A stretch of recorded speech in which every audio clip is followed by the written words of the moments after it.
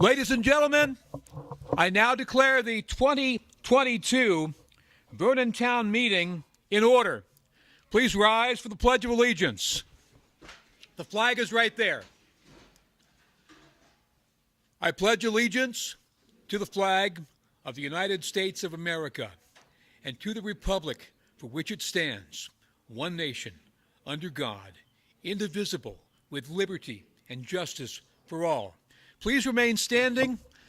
As you know, we've had a very tough 2 years, something called COVID-19. It's taken far too many of our citizens, our neighbors, and people all across this town, this state, and this country, and this world.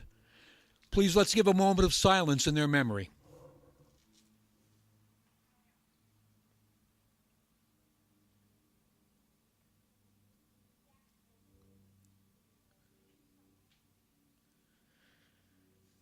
Please be seated. Now, before we get to our meeting, I have a couple of guests I'd like to introduce. One is the principal of Vernon School, who is hosting today's event. Good to have our town meeting back at Vernon School. A nice, warm welcome from Mary Ross. Knock 'em dead, kid. Thanks. Good afternoon, everyone. It's so nice to be with you on this beautiful day. Thank you for allowing me to speak. I'm not a resident of Vernon, but I'm a proud member of this Vernon community. I just wanted to take this opportunity to introduce myself to those of you who I haven't seen in person or met in person. My name's Mary Ross. This is my 5th year as the principal at this beautiful school you see behind you. And my primary purpose in coming to speak to you today was to say thank you to the Vernon community for your support of our recent school budget for the 22-23 school year, and for the many ways in which all of you support the children of Vernon School. I feel very proud to be here. I feel very glad to be here with the support of an amazing school board and an amazing PTC, parent-teacher group. We have a group of 157 K-6 students who have worked incredibly hard. Some of them are here today. Through a couple of really hard years, dealing with some things that children and adults shouldn't have to deal with in this pandemic.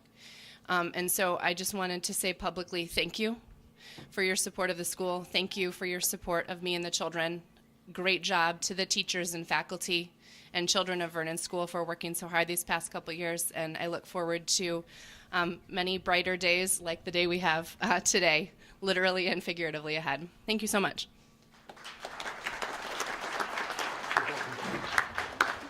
And before we introduce our select board, there's one more person I'd like to introduce.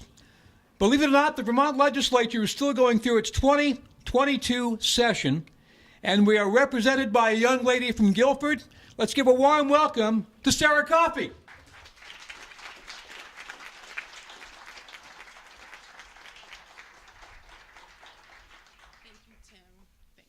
Thank you, Tim, and thank you, everyone. Oh, it's so great to see you all on this beautiful day, and that you're taking time away from your gardens to participate in our democracy. And I promised Tim that I would be brief because I know you have an agenda today, but town meeting is one of my favorite Vermont traditions, where our communities come together to review budgets and civically debate the issues of the day. And I just wanted to share a very brief update from the legislature.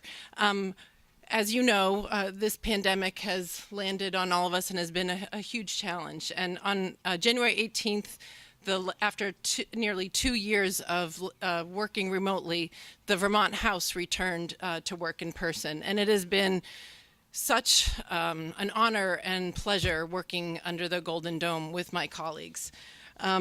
We are in the second year of a 2-year biennium with less than 2 weeks to go. So we are working long days and frantically to bring our final pieces of priority legislation across the finish line.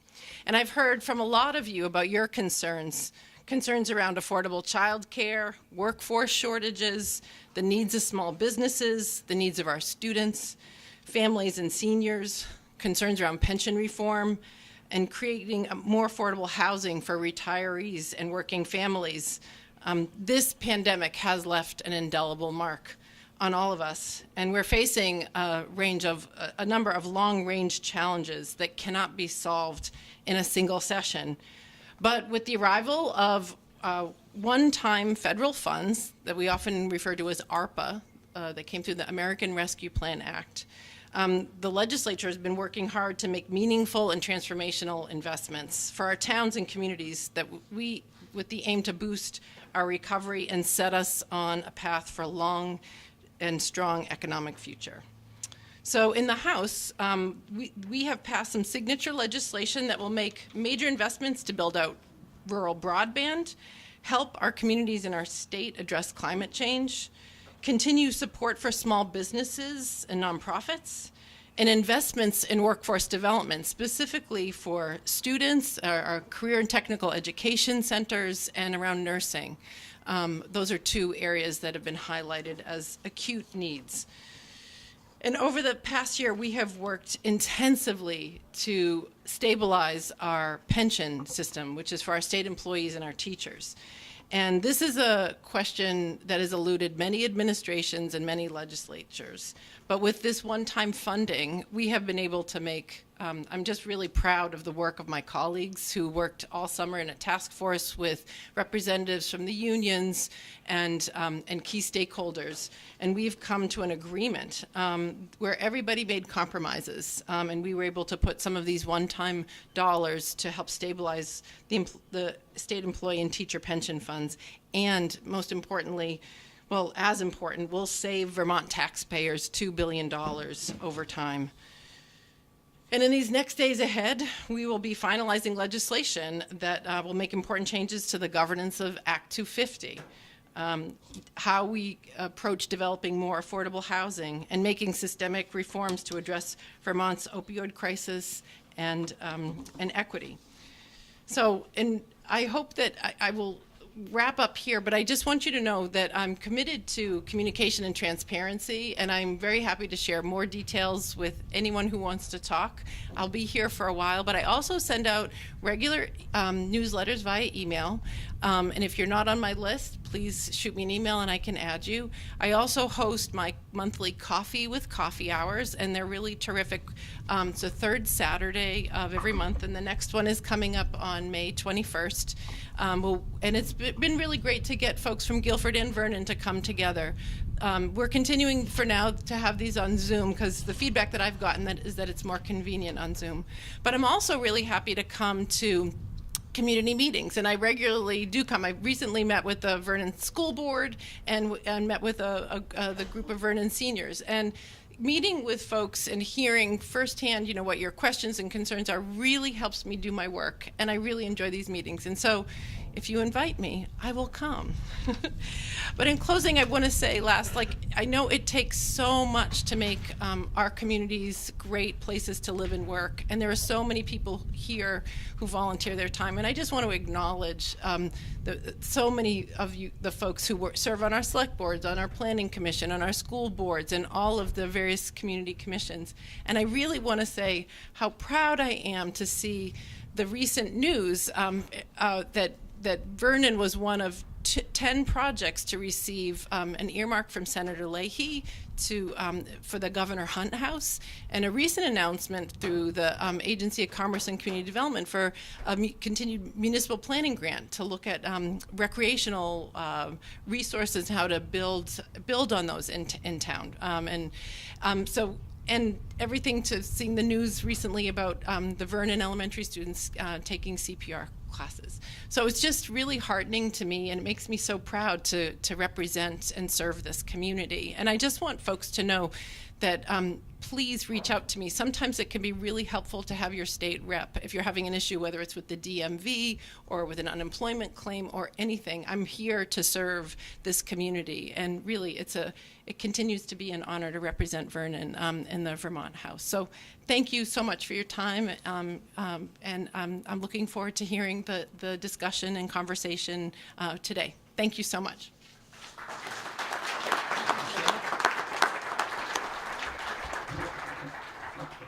Now, to briefly go over the rules of our meeting for this afternoon, Robert's Rules of Order are the basic rules for this meeting, except where Vermont law takes precedence. You can change Robert's rules with a 2/3 vote. You cannot change Vermont state law unless you get a majority of people like Sarah to go along with you and the governor to sign it. An article must be moved and seconded by the body, then restated before it is under consideration, and debate on the article may begin. After I restate the motion, the person who made the motion has the right to speak first in debate. Articles may have only one amendment at a time associated with them, and amendments to an article likewise may only have one amendment at a time associated with them. After you've spoken on a particular article once, you'll not be recognized a second time unless everyone else who's had a chance to speak is given an opportunity to do so. Robert's rules only allows a given speaker to speak twice on a given motion. Division of the House can be requested by one voter before or after a voice vote. Vermont state law provides for a paper ballot vote on the request of 7 voters, unless the town has made other arrangements again before or after a voice vote or after a division of the House. It means the moderator could ask for a voice vote and then declare the motion passed. Someone could immediately request division of the House, and then we could either ask for a show of hands or have that counted, or then request a paper ballot if that meets the minimum requirements. Debate may be cut off by a motion to move the previous question at a 2/3 vote. You cannot just shout, move the question. You need to be recognized by the moderator. All motions, remarks, and discussion must be addressed to the moderator. I will do my best to recognize you in the order that you have raised your hands. You must be recognized to speak and wave your voter card. You should have gotten one of these. Okay, thank you.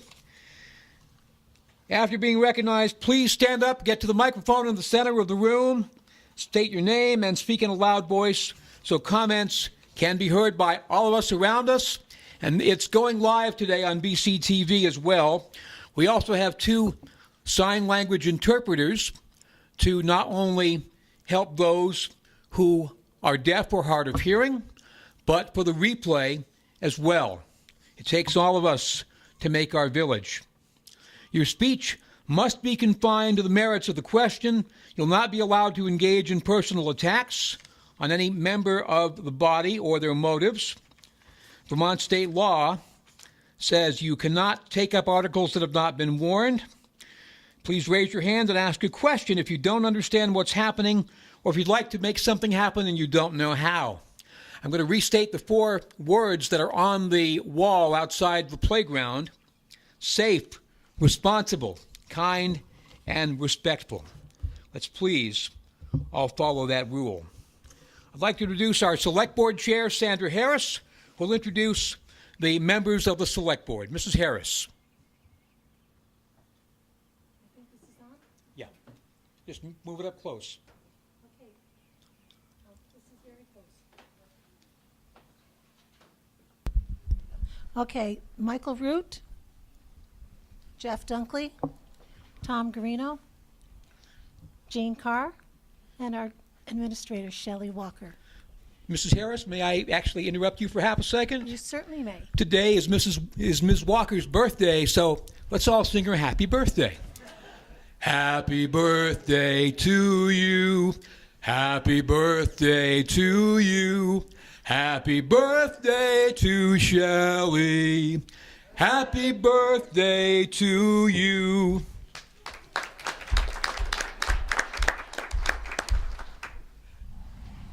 Thank you, Tim. I'd also like to thank all the volunteers that help us do our job. Okay, back to you, Tim. Are you all set? Yep, I'm all set. All right. Well, Articles 1 through 5 were disposed of on March the 1st.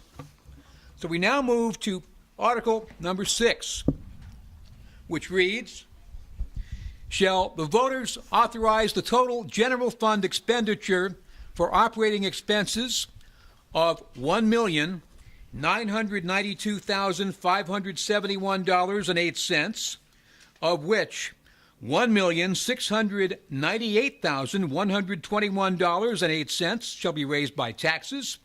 $294,450 by estimated income with no carryover from FY 21-22. Do we have a motion? Mr. Moderator, Mrs. Harris. I move that the voters authorize the total general fund expenditure for operating expenses of $1,992,571.08, of which $1,698,121.08 shall be raised by taxes. $294,450 shall be by estimated income with no carryover from fiscal year 21-22. Is there a second? Second. Moved and seconded that the voters authorize the total general fund expenditure for operating expenses of $1,992,571.08, of which $1,698,121.08 shall be raised by taxes, $294,450 by estimated income with no carryover from FY 21-22. Mrs. Harris, do you wish to speak to your motion?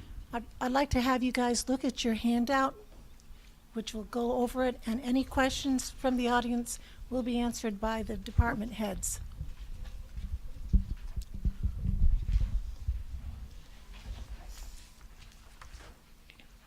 Any further discussion on Article number 6? Please come to the microphone if you could, please.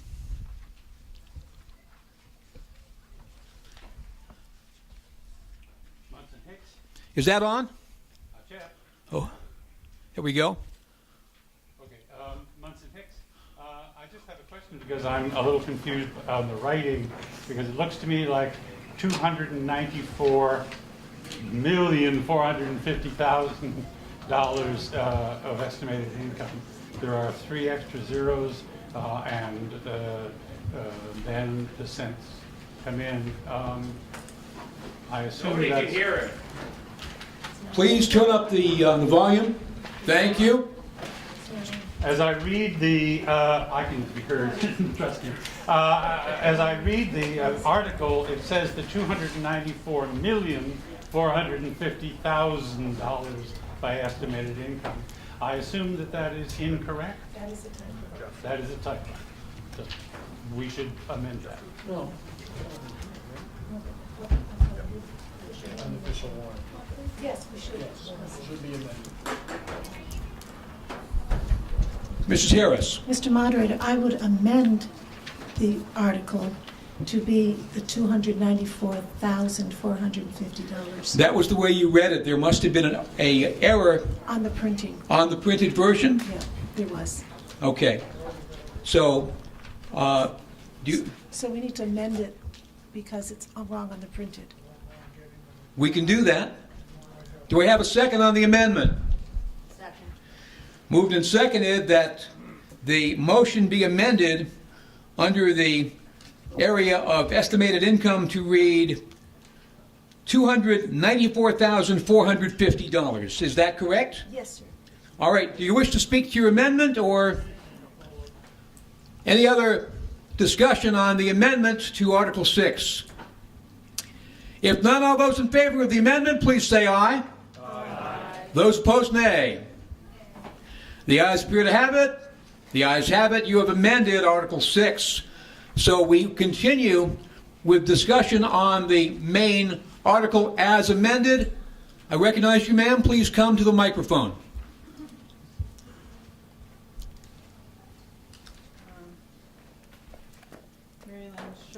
Make sure you speak right up. Let's make sure that's on.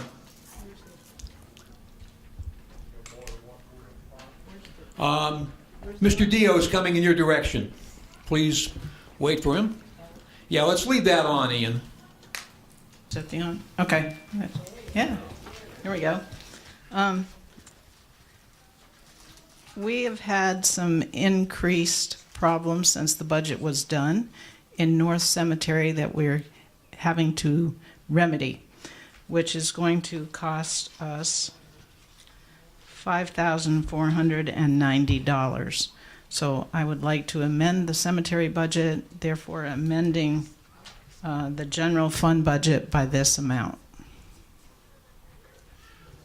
I consider that a motion. Do I hear a second? Second. The motion is that we amend the budget by adding $5,490 to the cemetery budget. Would you like to speak to your motion further? If anyone has any questions, like I said, we've had increased problems in the North Cemetery that we found that we're going to have to put some locking gates on the cemetery so that there's not free access. There'll be the two end portions of the cemetery will have locking gates, and then the middle gate will be where you can walk through. So there's not just free access. And I can answer any questions if anybody has any. Thank you. Any further discussion on the amendment to the motion? Please come to a microphone and state your name and state your question or comment. Maggie Tuck Sauer. Could this issue be solved by having the alleged police force that we have possibly police the cemeteries better and actually the community better than putting money into gates for the cemetery? Ms. Sherlin, you are queried if you so choose. We have gone that route. The Sheriff's Department has talked with the main offenders multiple times, and it has not remedied the situation at all. Ms. Sauer, I will allow you one follow-up, and then we have another question in the back of the room. Maggie Tuck Sauer. So if I'm to understand, we know who the offenders are, and we're still going to spend tax dollars to put up gates to protect our cemeteries.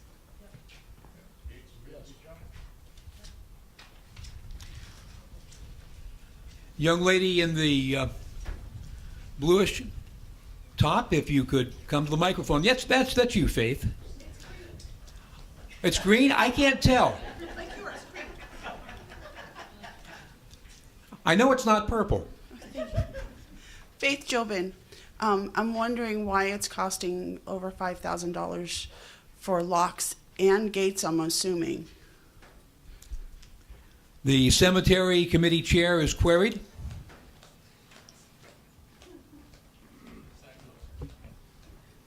Well, they are metal gates, and they have padlocks that are built into them so that you just can't cut the padlock off. Does that make sense? We'll allow you a follow-up, Ms. Jobin.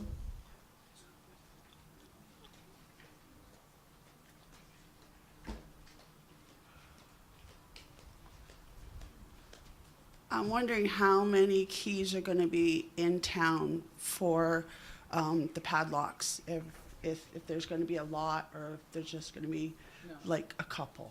Yes.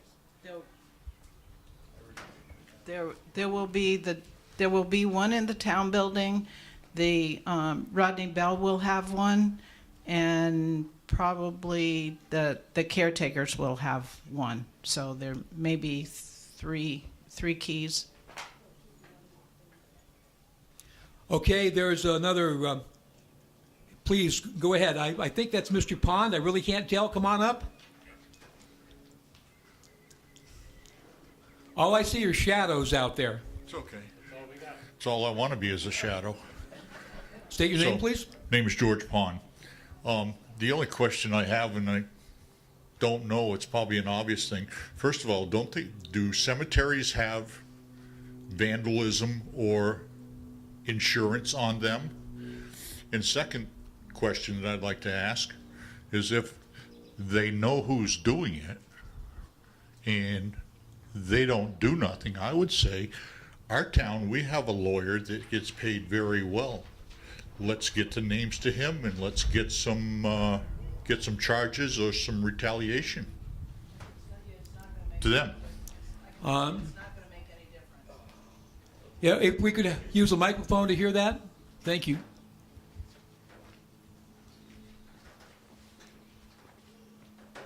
We have considered doing a no trespass order against them, the main family, but there's also some other friends within that family that are there.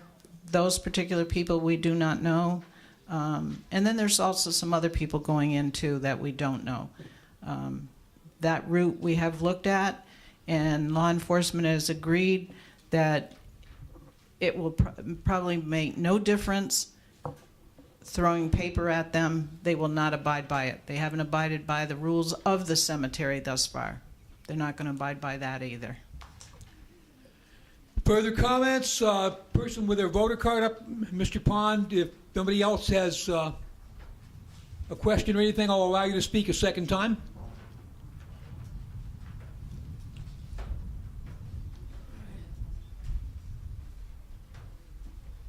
Then what I would say, if we're not going to do anything to help ourselves other than put gates up, gates are made to jump, and people go over them very well.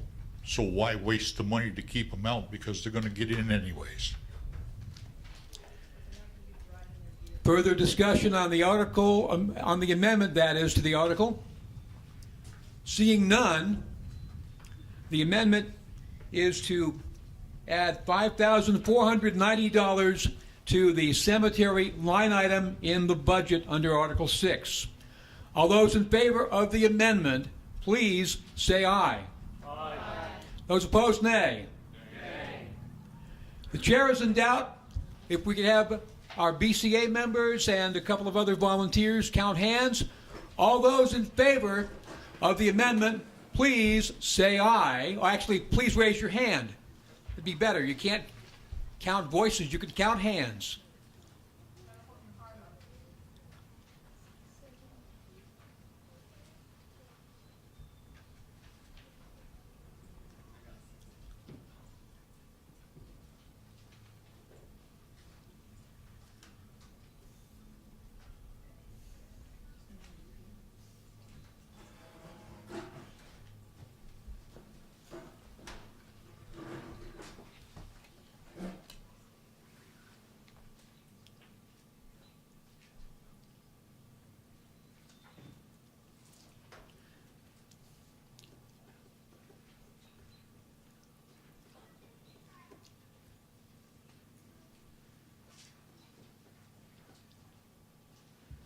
Check with Sandy. She counted with you.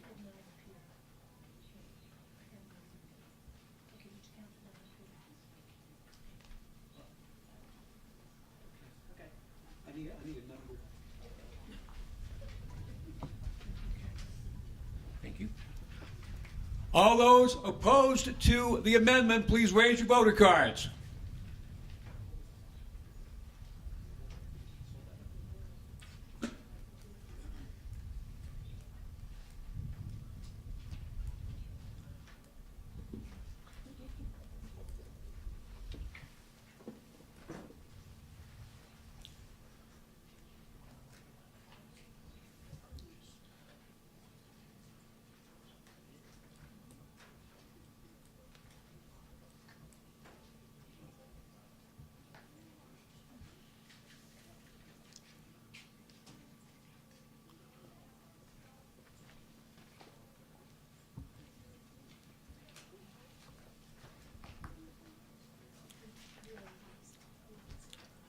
Listen now to the results of your vote. Listen now to the result of your vote.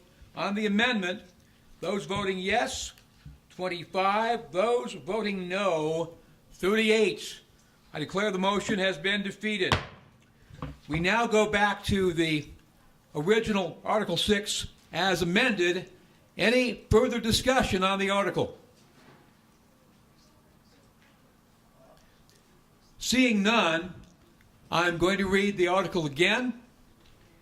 that the voters authorize the total general fund expenditure for operating expenses of $1,992,571.08, of which $1,698,121.08 shall be by taxes, $294,450 by estimated income, with no carryover from FY 21-22. All those in favor of the article, please say aye. Aye. Those opposed, nay. The ayes appear to have it. The ayes have it. You have passed Article number 6. Article number 7, shall the voters appropriate a sum of $95,823 to be raised by taxes for administration of the Vernon Free Library. Do we have a motion? Please come to the microphone, Mr. Heffley, and state your name. Ian Heffley. Mr. Moderator, I move the voters appropriate the sum of $95,823 to be raised by taxes for the administration of the Vernon Free Library. Do we have a second? Moved and seconded, the voters appropriate a total library fund expenditure of $95,823 to be raised by taxes for administration of the Vernon Free Library. Do you wish to speak to your motion, Mr. Heffley? Yes. Please do. The Vernon Free Library is helping the town residents get back to a more normal life. We offer both in-person and online services. There are detailed descriptions in this handout that you all should have gotten when you checked in. And you can check in on that for further information or talk to any one of us who are here. In our building, we offer DVDs, audiobooks, and periodicals in addition to our extensive book collection. And this year, we've been most excited to welcome many, many new patrons,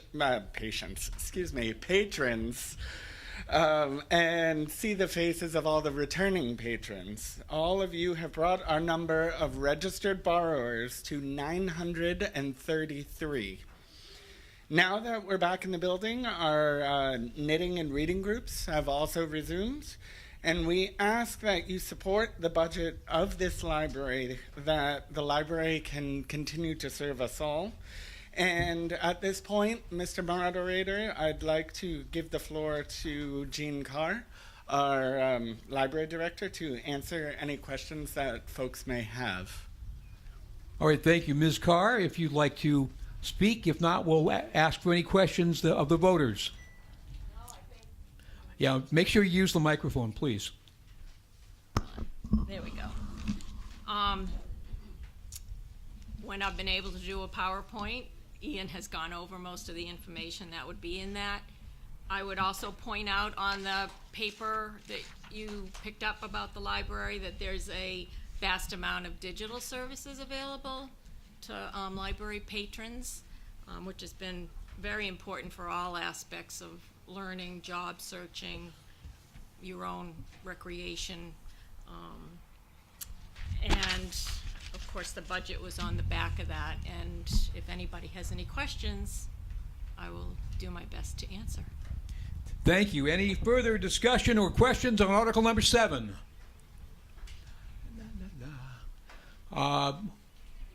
Faith, come on up. Oh, here we go. And again, if you're just arriving, make sure you check in with the assistant clerk. Make sure you check in. Glad you made it.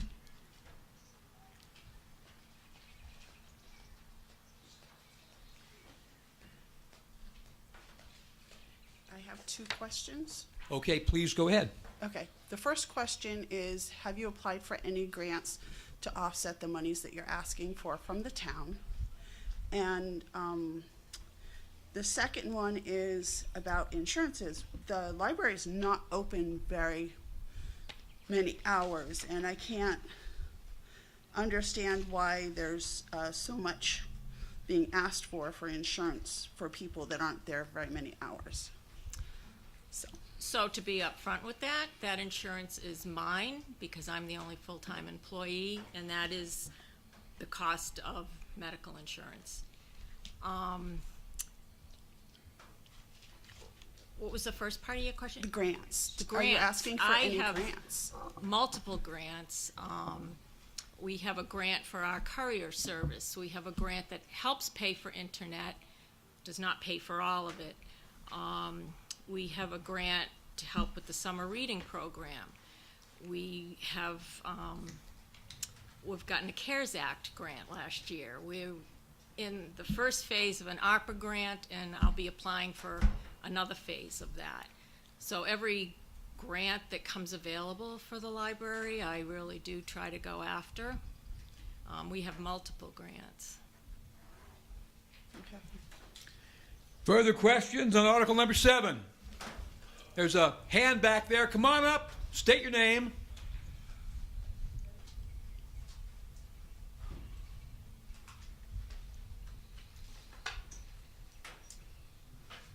Jesse Jobin. So my question is, it's my understanding that there are late fees now with the books? No late fees? No, there are no late fees. That's why we have Vernon Free Library. No fees to join, no late fees. My mother lied. No, there's no fees. If you lose a book, we would like you to pay to replace Right, so it. that, I guess that's kind of where I was headed.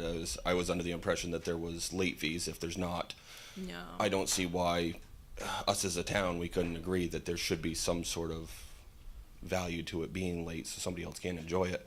The other thing would be if a book does come up missing, is it face value? Is it based off of like current market value of what the book is? Just trying to think of ways that we can get some money back. Right. I would ask people to pay what it would cost to replace what they lost. Still no late fees though. No, and that's a thing of the past in libraries. It's discouraging to ever get the books back again as people accumulate fees. You just won't ever see them again. All right. No, that was it. It kind of, I think we look at it too as being a little bit restrictive to people, whereas we are really trying to make this a very usable situation. Okay. But we go after them when the things are late. Thank you. Further questions or discussion on Article 7? Gentleman right here, Mr. Hicks, come on up.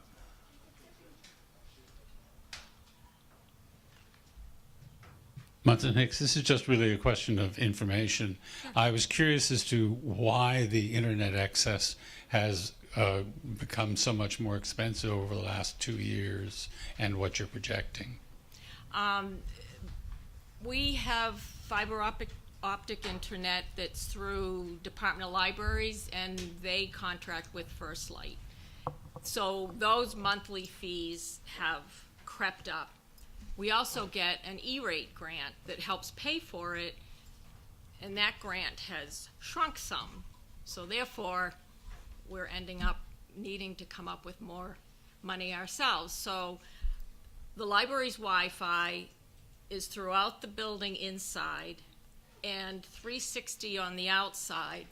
I, through another grant, was able to get a hotspot on this end of the building, and the other end where the library is, pretty much our Wi-Fi goes outside of the building up there. So all around the town office building has Wi-Fi access, as well as inside from the library's internet. Further questions or discussion on Article 7? Seeing none, we'll move for a vote. The article is that voters appropriate a total library fund expenditure of $95,823 to be raised by taxes for administration of the Vernon Free Library. All those in favor of Article 7 as read, please say aye. Aye. Those opposed, nay. The ayes appear to have it. The ayes have it. You have passed Article 7. Article number 8, to elect a library trustee to fill the expired term of 3 years through town meeting of March 2025. Do we have a motion on Article number 8? Please state your name and the motion. Ellen Hardy. I nominate Kristen Bratton to fill the expired term of 3 years through town meeting of March 2025. Thank you. Any second? Any further nominations on the library trustee? Seeing none, all those in favor of Kristen Bratton to fill the expired term of 3 years through town meeting March 2025, please say aye. Aye. Those opposed, nay. The ayes appear to have it. The ayes have it. You've passed Article 8. Article number 9, to elect a library trustee to fill the expired term of 3 years through town meeting March of 2025. Do we have a motion? Please come forward, state your name, and state the motion. Kristen Bratton. I nominate Cassie Salesman to fill the expired term of 3 years through town meeting of March 2025. Do I have a second? Any further nominations? All those in favor of Kathy Feldman to fill the expired term of 3 years through town meeting March 2025, please say aye. Aye. Those opposed, nay. The ayes appear to have it. The ayes have it. You passed Article 9. Article 10, to elect a library trustee to fill the unexpired term of 3 years through town meeting March 2024. Do I have a motion? Please come forward. Ian Heffley.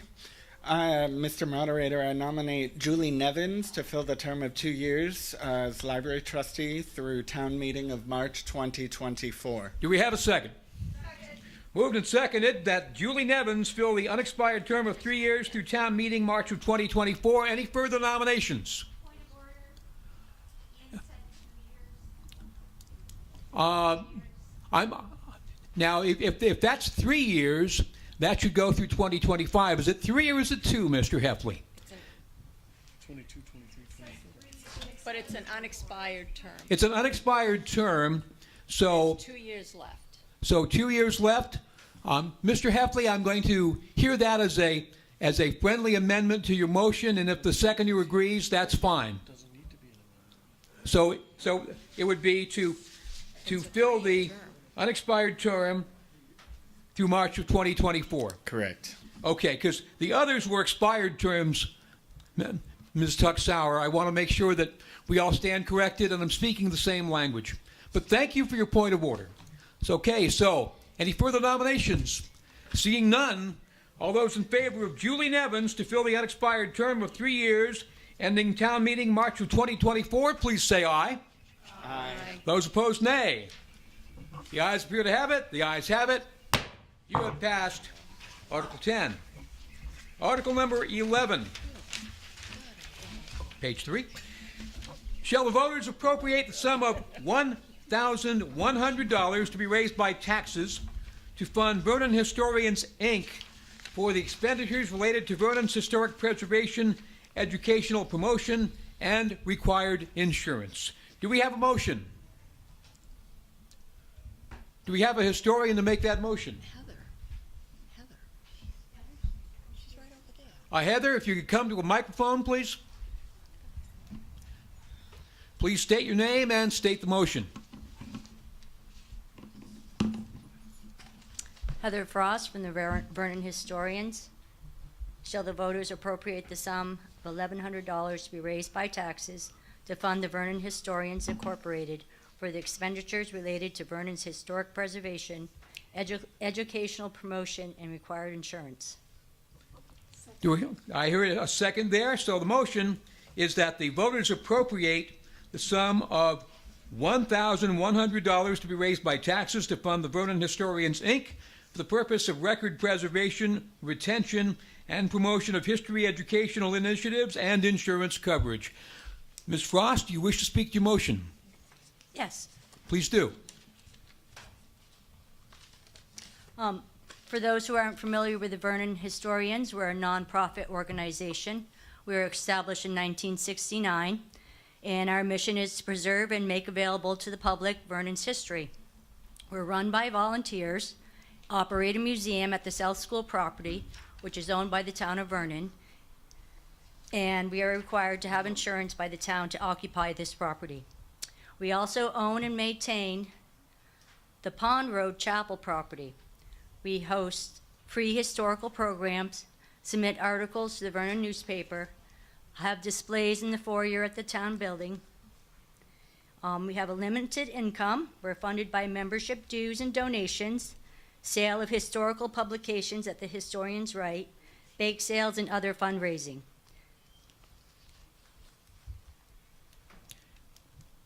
Any further discussion on Article 11? Any questions or further discussion? Seeing none, we'll move to a vote. All those in favor of Article 11 as read, please say aye. Aye. Those opposed, nay. The ayes appear to have it. The ayes have it. You've passed Article 11. Article 12, shall the voters exempt the Pond Road Chapel from school and municipal taxes for the period of 2023 through 2027? And I see a motion coming back to the podium. Go ahead, please. Or to the microphone. Shall the voters exempt the Pond Road Chapel from the school municipality taxes for the period of 2023 to 2027? Do we have a second? Moved and seconded. The voters exempt the Pond Road Chapel from school and municipal taxation from 2023 through 2027. Discussion on the motion. Ms. Jobin, come on up.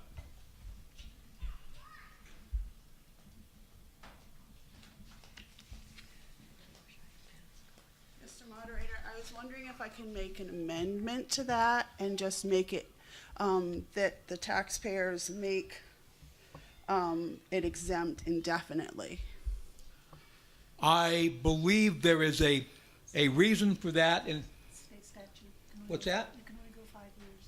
We can only do 5 years at once, unfortunately, according to Vermont state law. Okay. And as I said earlier, we can't change Vermont state law unless we get Representative Coffey to start something in a future session. Okay. All right. So thank you for asking, however. Further discussion on Article number 12. Seeing none, the motion is for the voters to exempt Pond Road Chapel from school and municipal taxation from 2023 to 2027. All those in favor, please say aye. Aye. Those opposed, nay. The ayes appear to have it. The ayes have it. You passed Article 12. Article 13. Shall the voters appropriate the sum of $25,000 to be raised by taxes to fund the Professional Services Fund? Do we have a motion on the floor? We need a lister, or Mr. Baldwin, please step forward. And please state your name when you come to the podium and the motion. Yeah, that's what it is. I'm Chad Baldwin. I'm one of the listers. The motion, Article 13, for voters to appropriate the sum of $25,000. The reason for that. Oh, you just need to state the motion. You can have a chance to discuss it afterwards. Sum of $25 or $25,000. My correction. To be raised by taxes to fund the Professional Service Fund. Moved and seconded that the voters appropriate the sum of $25,000 to be raised by taxes to fund the Professional Service Fund. Mr. Baldwin, do you wish to speak to your motion? Yes. The reason for this fund is to pay for that really expensive lawyer someone mentioned earlier. And we also, the lister's office uses a Use the microphone, please. Thank you. Uses a third party to assess. Thank you. Assess the brain fart. Sorry. The utilities that we have. Currently, we are in court with a couple of them, which is why it's so expensive. Does anyone need me to read off the numbers?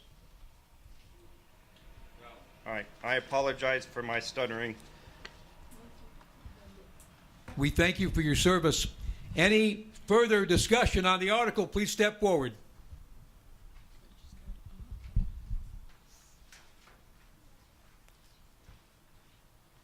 Hi, Deb Barrier. I'm actually wanted to query, and I thought I was going to be querying the select board on this. When I saw the 173K, And I was wondering if the select board could respond to why we paid out $173K over 10 months. Mrs. Harris? Unfortunately, that's what they charge. Okay, we have laws, we're involved in legal court cases. We have legal court cases going on now with the utilities who don't want to pay what they've been assessed for taxes. And they end up taking it as far as the Supreme Court often. And so, Chad, you want to go on with what we've paid? Yes. Mr. Baldwin, go ahead. I'm Chad Baldwin, the lister. For just the lawyer itself, last year was $23,396.30 for lawyer fees. For the third party, it was a total of $44,776.73, which is a total of $161,415.52 to assess with the third-party organization between Great River Hydro, Velco, Power, and General Consult. Those three organizations, every single year, they fight to not pay their taxes as we assess them, and which is millions of dollars. All of them are well into the millions, but they don't want to pay that. Eventually they do, but we have to fight every single year, unfortunately. Any other questions? Any further questions on Article number 13? Mr. Moderator? Mrs. Harris? I wish to amend the article to read, shall the voters appropriate this sum of $50,000 to be raised by taxes to fund the professional services fund. Do we have a second on that motion? Second. Moved and seconded that the motion under Article 13 be amended to read, the voters appropriate $50,000 to be raised by taxes to fund the professional services fund. Anyone else wish to speak to the amendment? Ms. Jobin?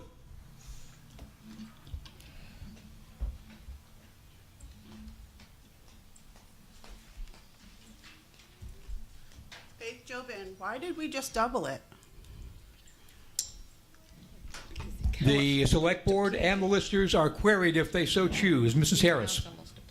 Because the account is almost depleted. And we're still in litigation. And we're still in litigation.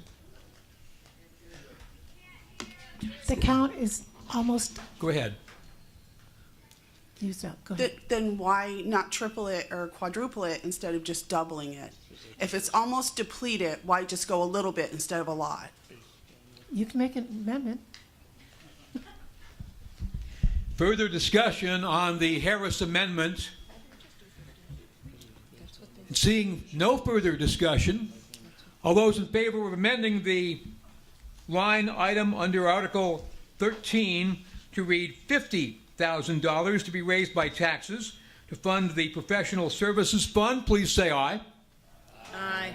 Those opposed, nay. The ayes appear to have it. The ayes have it. And you've amended Article 13. Now, further discussion on the article as amended. And seeing no further discussion, again, the motion as amended is that Article 13 shall read that the voters appropriate the sum of $50,000 to be raised by taxes to fund the professional services fund.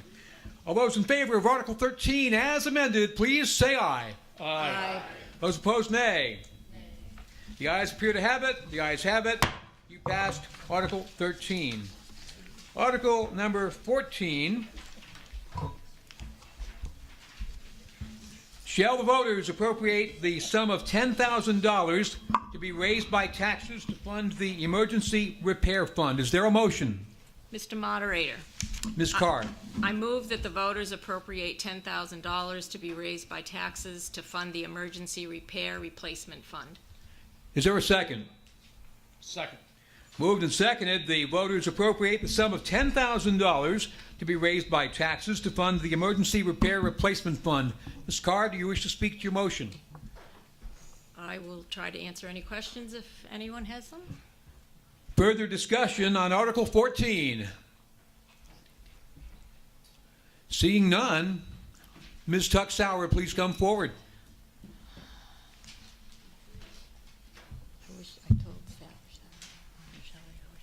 Maggie Tuck-Sauer, how are these funds divided between the departments, and why wouldn't there be emergency concessions made in each department for repairs within the department funds? The board is queried. So if you put a line item into each department and it's not spent for that year, it's gone. When we have a fund, the money can actually stay there and be available for the next year if needed. So, you know, say you had major things happen, you wouldn't have a year that you all of a sudden had to come up with $20,000 or $30,000. You know, we basically can keep saving, but yet it's there available for each department's emergencies. And I'm sorry, I don't think you answered the question about the individual funds. So you don't have this is available to every department, this emergency fund? Right. It's not something that's in every department's budget, because that would be a line item in their budget. So this is a kind of a breakdown in the way that we set up our town budget. We're doing this because we have a breakdown in the way that we set up our town budget. Do we? I'm not really understanding that. Because the nature of this being emergency, it's for those kind of things that you can't predict, and you couldn't just overspend somewhere. Well, as someone with a master's in city management, I think this is a breakdown in how we set up our city budget. So when I first saw this, Mr. Guarino, you need to be recognized first. Please go ahead. I'm sorry, Mr. Moderator.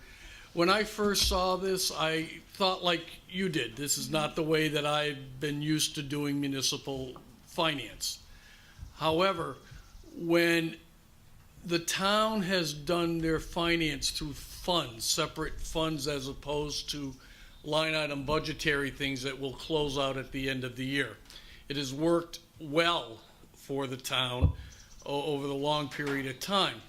So in the departmental budgets, you'll find repair and replacement. So if something breaks down that was unexpected, it would generally come from the repair or replacement line. The emergency fund line, the way I have been taught over the last year, and I agree, I've come around to it, is that it carries from year to year, and at such period of time, let's say, I'll pick on the Public Works Department, a motor blows in a particular vehicle that isn't under insurance. There isn't money in that line item in the budget. You would deficit spend that line item normally. This gives the opportunity to have a cushion where you're not going to deficit fund the line item and then come back to the taxpayers later on that your budget's upside down. I understand your point. I do. That's not the way that I was taught municipal budgeting, but it works here, and it has for decades at this point. So the only reason that he wouldn't have money in his fund is because we as the taxpayers are not budgeting it for him and letting him keep it in his account, in his fund every year. That we as the taxpayers should have the right to allow him to continue to let that build because he knows how to run his department. Then you would have a fund for each of the different departments, and that's not appropriate. What would happen is at the end of the fiscal year, that money would turn back to the general fund. Why? Ms. Tuck-Sauer, there are others who wish to speak. That's basic municipal budgeting. Please explain, Bronislaw. Thank you. Please explain the difference between a rainy day fund, which is what I understood. When money is gone, as you said, Jean, it goes. Doesn't that money, if it's not spent, go back into the rainy day fund? What's the difference between that and this emergency fund, please? Mr. Moderator. Go ahead, Mr. Guarino. I remembered this time. Thank you. When at the end of the fiscal year, there's money left in line items, it closes out to something that I call the general fund. That is different. It's gone, and you have to have it reappropriated at your next town meeting. So if you give $100 to the recreation department for the year and they spend $90, $10 at the end of the year closes out to the general fund.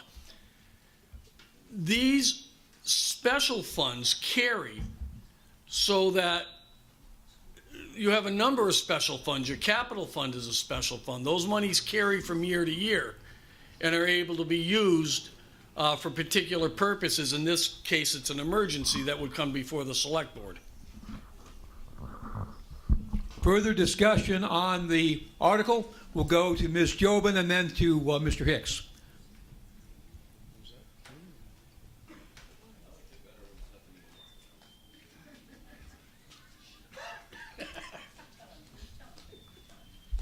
Faith Jobin.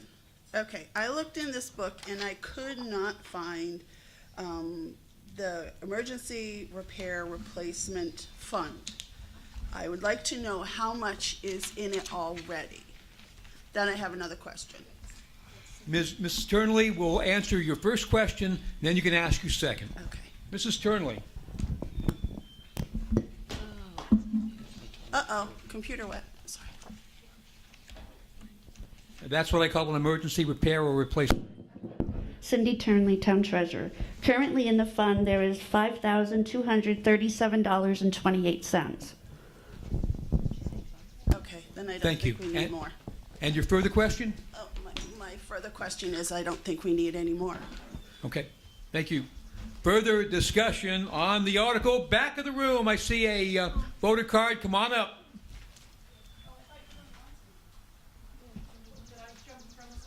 Yeah, you really do. You really do need to come to the microphone. Oh, Munson first. Yes, thank you. Thank you. No, Munson, I said you could go first. I'm sorry. Being now a senior citizen, my mind is not what it once was. I reserve comment. Thank you. Just a point about the special funds that we have set up as an interest thing. They make money for us, not very much, but they are in a fund that gets paid interest. If it's a line item, it doesn't earn any money. It just goes away at the end of the thing. So the funds are actually a little better. Thank you. Ms. Baldwin, please come forward. State your name. I'm Catherine Baldwin. It looks like in the appropriations thing here that we have nothing in the emergency repair replacement fund. It doesn't have any amount, but you just said 5,000 and something. Can you clarify that, please? Mrs. Turnley?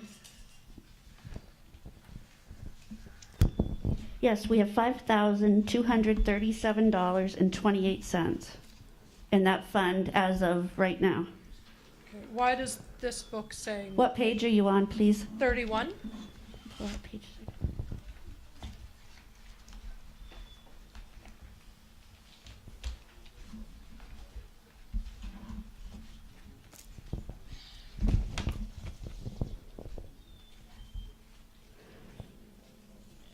Those were appropriations from prior years, a prior year. Oh, okay.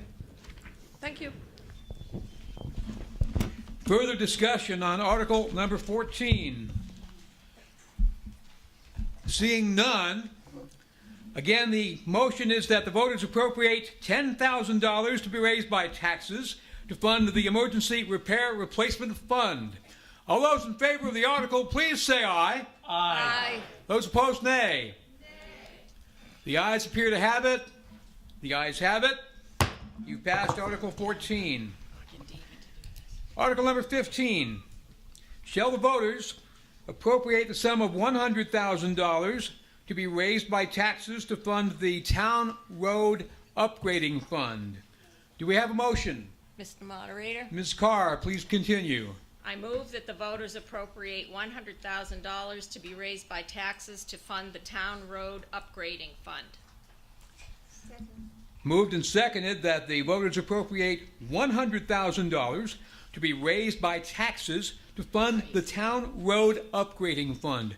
Ms. Carr, do you wish to speak to your motion? I would like to ask Mr. Walker to answer questions or speak. Any questions? Mr. David Walker is available for questions, comments, or discussion, or questions on Article 15. Middle of the room, come on up.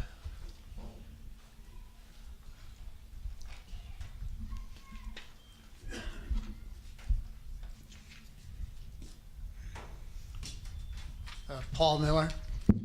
I guess my question just needs explanation as to how this differentiates from the Article 16, which follows it. This also asks for road upgrading culvert. What's the difference? Mr. Walker, if you could explain the difference, please. The next articles on our box culverts in town, anything over 3 feet, we have to get it engineered through the state, and then they tell us what we're going to put in. We're just trying to get money built up because we have roughly 25 culverts in town So under that one. what about the upgrade, the road upgrade? What does that actually do? The town road upgrade is for the paving of the roads, which will be Tyler Hill Road this year, which we're in the process of getting a grant to. Further discussion on Article 15. Seeing none, all those in favor of the motion, which is to appropriate $100,000 to be raised by taxes to fund the Town Road Upgrade Fund. All those in favor of the article, please say aye. Aye. Those opposed, nay.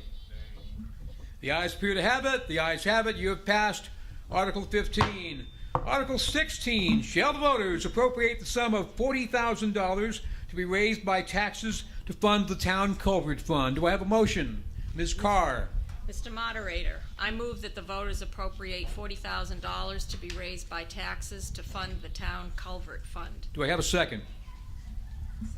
Moved and seconded, the voters appropriate $40,000 to be raised by taxes to fund the Town Culvert Fund. Ms. Carr, do you wish to speak to your motion?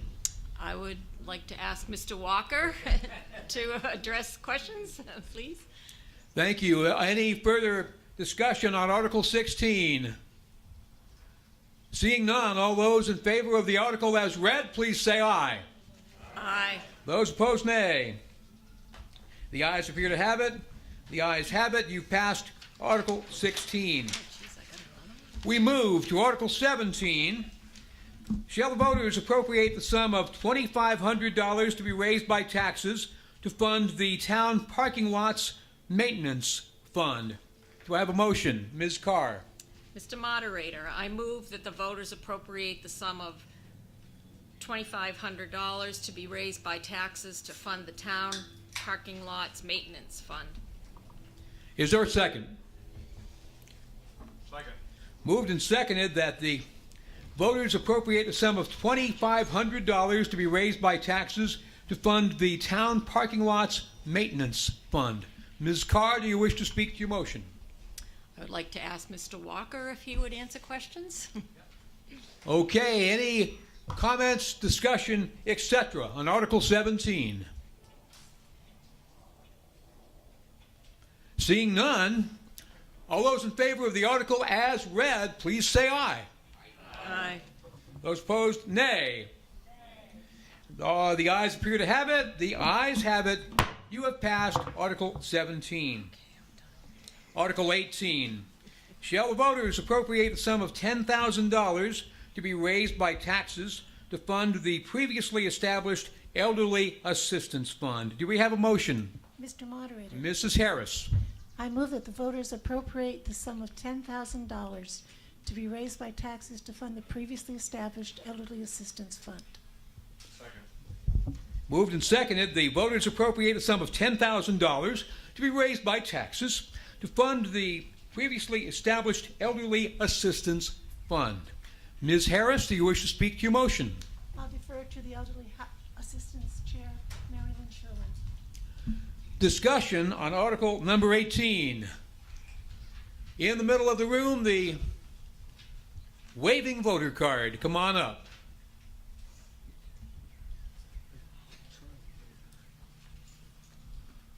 Do I have to state my name again? Yes. Every time you come Jesse up. Jobin. Yeah, thank you, Jesse. I was just curious if we have a count on how many people receive benefits from this, or how many households, I should say. The Elderly Assistance Fund Chair is queried. Come on up.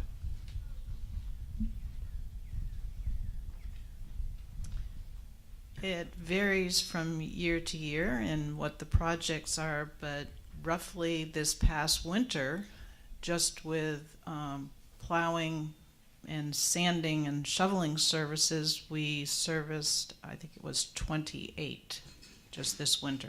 That's not any other services which we also may get requests for. Thank you.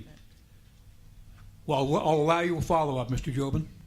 I just wanted to make sure everybody knows that the fund does get used and go towards what it's supposed to. So it's a good thing we should keep putting money into. I just wanted to make sure people knew it. Thank you. Further discussion on Article 18. Seeing none, all those in favor of the article as read, please say aye. Aye. Those opposed, nay. The ayes appear to have it. The ayes have it. You passed Article 18.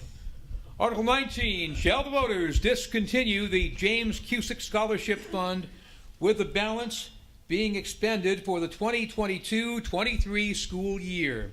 Is there a motion? Mr. Moderator, Mr. Dunkley. I move that the voters discontinue the James Cusick Scholarship Fund with the balance being expended for the 2022-2023 school year. Do we have a second? Second. Moved and seconded, the voters discontinue the James Cusick Scholarship Fund with the balance being expended for the 2022-23 school year. Mr. Dunkley, do you wish to speak to the motion? No. There is someone who wishes to speak to the motion. Please come forward and state your name. Norma Manning, I have one question, possibly two, if that's okay. Okay, All right. please ask your question. We'll find somebody to answer it. What exactly is the burden on the town for keeping this scholarship fund open? The select board is queried. Mrs. Harris. Funding it. So there's no cost for us to leave it open, or is there a minimum requirement to keep in the fund? No, I don't believe so. This is actually my second question, if that's Please do. okay. All right. So what is the avenue for someone to make a donation or bequeath upon their demise, or any type of donation to the town on the benefit for scholarship, if this is eliminated, other than the one that's specifically earmarked for medical or nursing? They could donate, if the fund is still in existence, they could donate to it or stipulate so. So if we close this fund today, someone who wishes to donate to it in the future, or if the town improves its financial situation, there will be no avenue for someone to donate for college scholarship funds? No, they Thank could you. still donate. That's why you got the Alice Marsh Fund and the others. You just donate to the town, and the purpose of your donation is, you specify what it is. Is there another question? Thank you. So what is the reasoning for closing this fund if it's not posing a burden to the town? Board is queried again. Mrs. Harris? Well, there wasn't that much money left, and so rather than just leave it on the books, you don't have to close it out. It's up to the town. Further discussion on Article 19. Seeing none, again, the motion is that the voters discontinue the James Cusick Scholarship Fund with the balance being expended for the 2022-23 school year. All those in favor of the article as read, please say aye. Those opposed, nay. The nays appear to have it. The nays have it. You've defeated Article 19. Article 20. Shall the voters appropriate the sum of $40,000 to be raised by taxes for the previously established Town of Vernon James Cusick Scholarship Fund, the funds to be distributed in accordance with Vernon scholarship requirements? Is there a motion? Mr. Moderator. Mr. Dunkley. I move that the voters appropriate $40,000 to be raised by taxes to fund the previously established James Cusick Scholarship Fund. Is there a second? Moved and seconded that the voters appropriate $40,000 to be raised by taxes to fund the previously established James Cusick Scholarship Fund. Mr. Dunkley, do you wish to speak to the motion? No. Further discussion on Article 20. In the middle of the room, come on up, Mr. Pond. I got to say, the shading kind of blocks out people's faces, so I can't really see who you are until you step up. No, you're a senior and you can't see. I can't see, I can't hear. You got it. Welcome to 65. Go ahead. So my question is, and I'm glad we didn't close this, because colleges get expensive, and if there's a student that deserves to have it, that's one thing. But, $40,000, that'll give us $44,000 and change. Now, per student that applies for this is granted this scholarship, how many monies do they get per student? Mrs. Turnley is recognized to answer your question, Mr. Pond. Cindy Turnley, Town Treasurer. Usually in the past it's been $1,000 per student, as long as they completed the whole year. If they did half year, they got half of that, and so forth. Okay, that's reasonable. Thank you. Further discussion on Article number 20. In the middle of the room, come on up.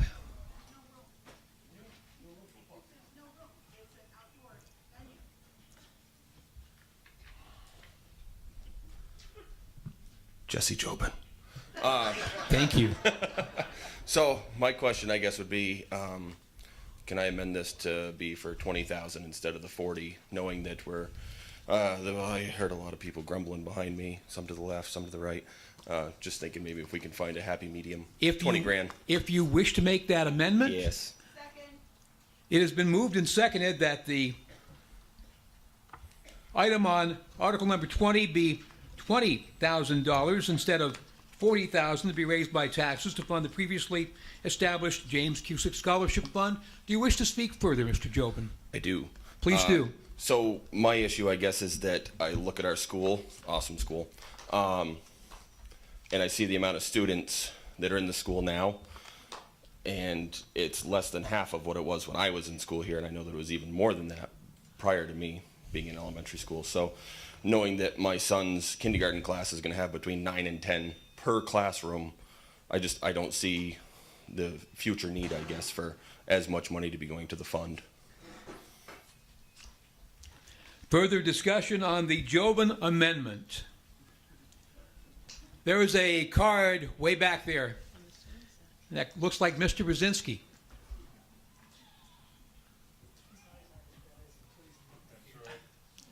And by the way, thanks to COVID, I'm waiting now 9 months for cataract surgery. Don Rosinski. I guess the question I have is what's the difference between the James Cusick Scholarship Fund and the Town of Vernon James Cusick Scholarship Fund? What's the difference? I believe that is the same thing, but I will have the board answer that. Mrs. Harris?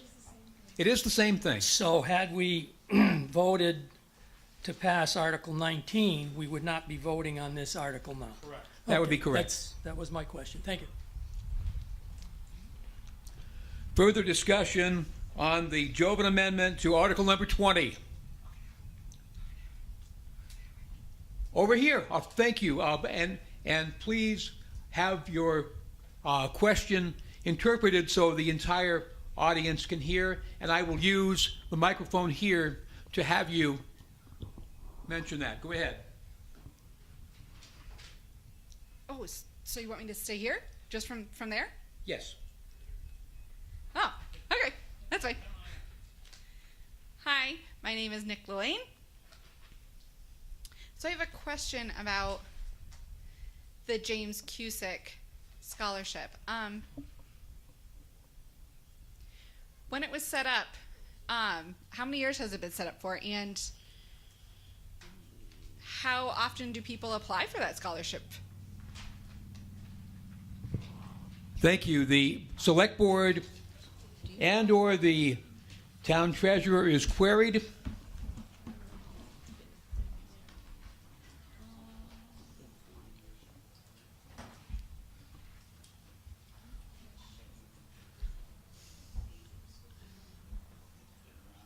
I don't remember when it was set up. About 40 years, at least 40 years ago. And once a year. And what was the second question? How often do they? Okay, and they have to apply every year. Once a year.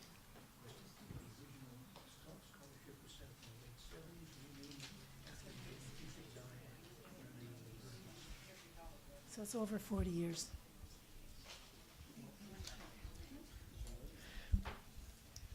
Did everybody hear me? No. Okay, it's over 40 years, and they have to apply every year. You still can't hear me? I can hear you through the. Let's try this. It's over 40 years. Yeah, there you go. Don't be afraid. It's over 40 years, and they have to apply every year.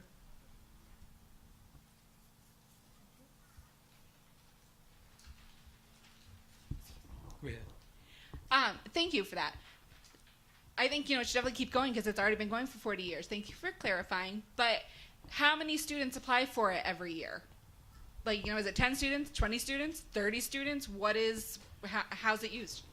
It differs. The town treasurer can answer that as well. I'll have Mrs. Turnley and then Mrs. Harris respond.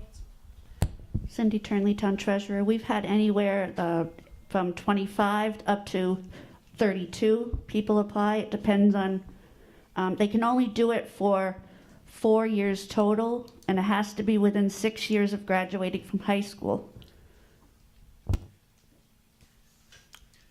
Further questions on Article number 20, the amendment to the article? Right over here, Mr. Hicks.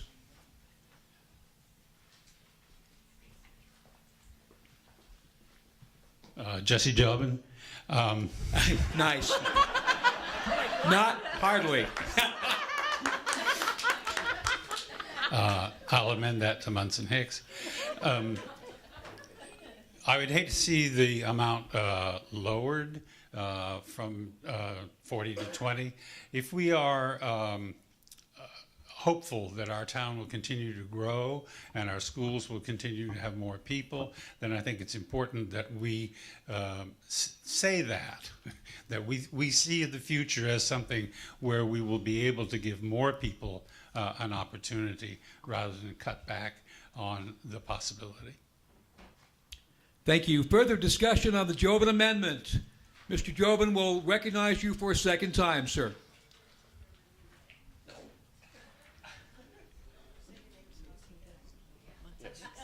Munson Hicks. Really? Walking through the halls in the school over the last couple of years, my daughter's getting ready to graduate 6th grade. My son's just going into kindergarten.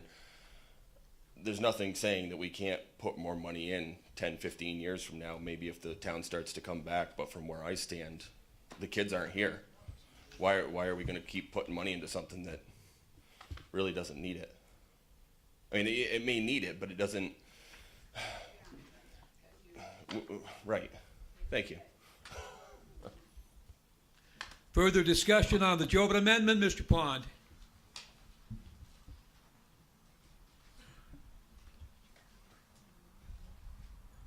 I'm just going to be myself, George Pond. Thank you, George. I was wondering, I'm hearing what Jesse is saying, and I'm wondering, in the high school system from Vernon, because the kids here have choice of school, that's why we're not in that district thing anymore, so they can have that privilege. How many seniors this year and how many juniors this year that will be seniors next year that might apply for this? Does anybody know? Is there anybody here from the school board that knows that? Mrs. Emmadon, the school board chair, is in the audience, and she has queried if she so chooses. And it's really uncharacteristic for you to be so silent. Carrie Amadon. I know the town report says that there are 76 students at BUHS. If we tried to do the math and say half of them could be juniors or seniors, that's the best I can do. I don't have an actual count of exactly where all the kids are. Does an estimate help? Thank you. Further discussion, Mr. Pond, I'll allow you a follow-up.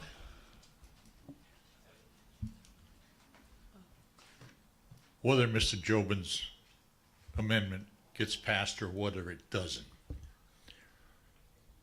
we're voting on the First Amendment is like 20,000. The original is 40,000. But if we have 50 kids that apply, there's not enough money. So I would like to throw it out there that, you know, maybe it shouldn't be set dollar amount. Maybe it should be adjusted according to how many kids apply instead of, you know, hey, if we have 50, maybe they'll only get $500. But $500 is better than nothing. Or was the fund set up specifically for $1,000? Mrs. Turnley will respond to your query. Mrs. Turnley. Cindy Turnley, Town Treasurer. What happens if we had $20,000 and 25 kids applied and were accepted? We divide 25 into 20,000 and that's what they get. It's not, they can get up to 1,000 if the money's there. If not, they get whatever. And the other part of that is we don't know if there's 50 kids that all of them are going to go on to college either. We don't know at the time that we do this meeting who's going to apply. So we have no way of knowing how much to ask for if you base it on how many people apply. Any further discussion on the Jobin amendment?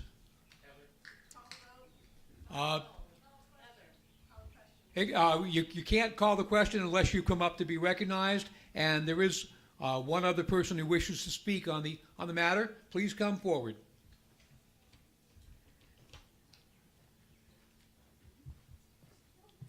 Heather Frost, I'd like to call the question.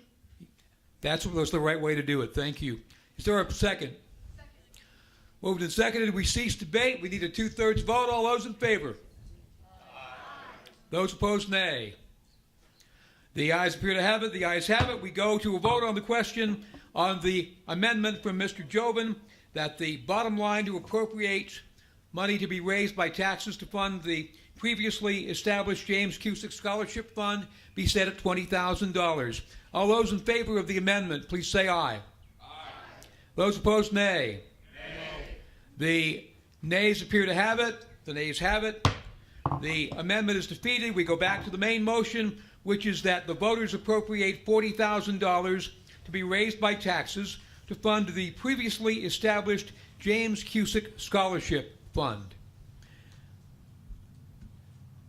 Yeah, brain cramp here. Ms. Jobin, please come forward.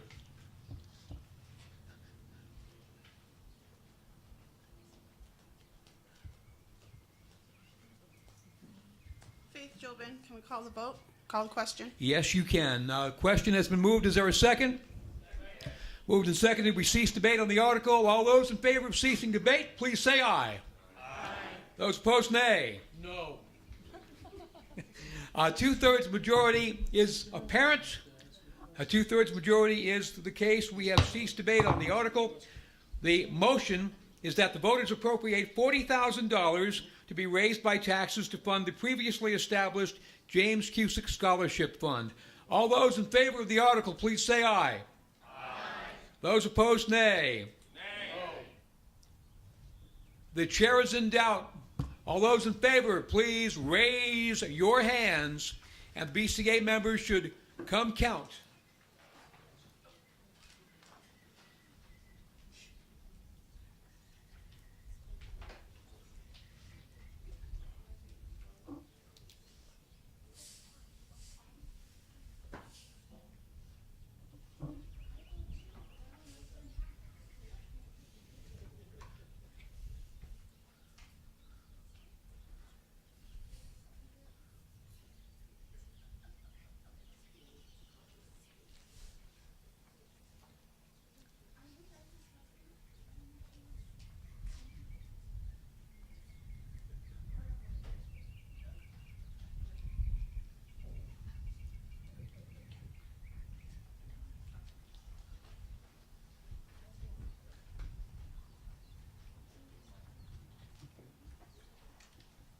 Okay, put your hands down, all those against the motion.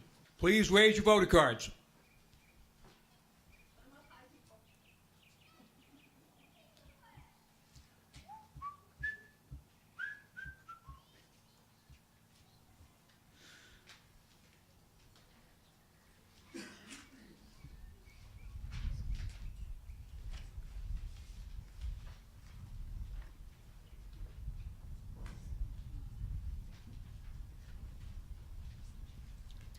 Listen now to the results of your vote on Article number 20. Those voting yes, 51. Those voting no, 17. I declare Article 20 has been passed as presented. We move to Article 21. Shall the voters appropriate the sum of $195,385 for the funding of items approved in the capital plan, of which $195,385 is to be raised by taxes? Do we have a motion? Mr. Moderator. Mr. Dunkley.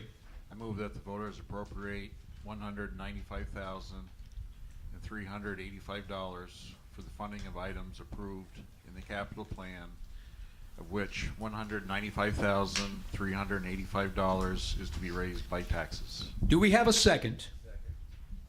Moved and seconded, the voters appropriate $195,385 for the funding of items approved in the capital plan, of which $195,385 is to be raised by taxes. Mr. Dunkley, do you wish to speak to your motion? No. I would defer to Cat Baldwin of the Capital Committee. Cat Baldwin of the Capital Committee will be queried if you so choose, or do you wish to speak at this point? That would be your option. Catherine Baldwin. I'm here to answer questions, if anyone were to have them. Thank you. I do see a couple of questions already, and we will recognize Ms. Tuck-Sauer first.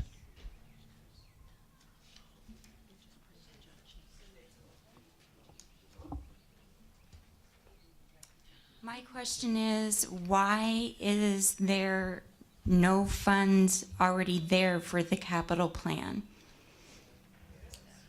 Ms. Baldwin, and we can also ask the treasurer to respond as well if you'd like.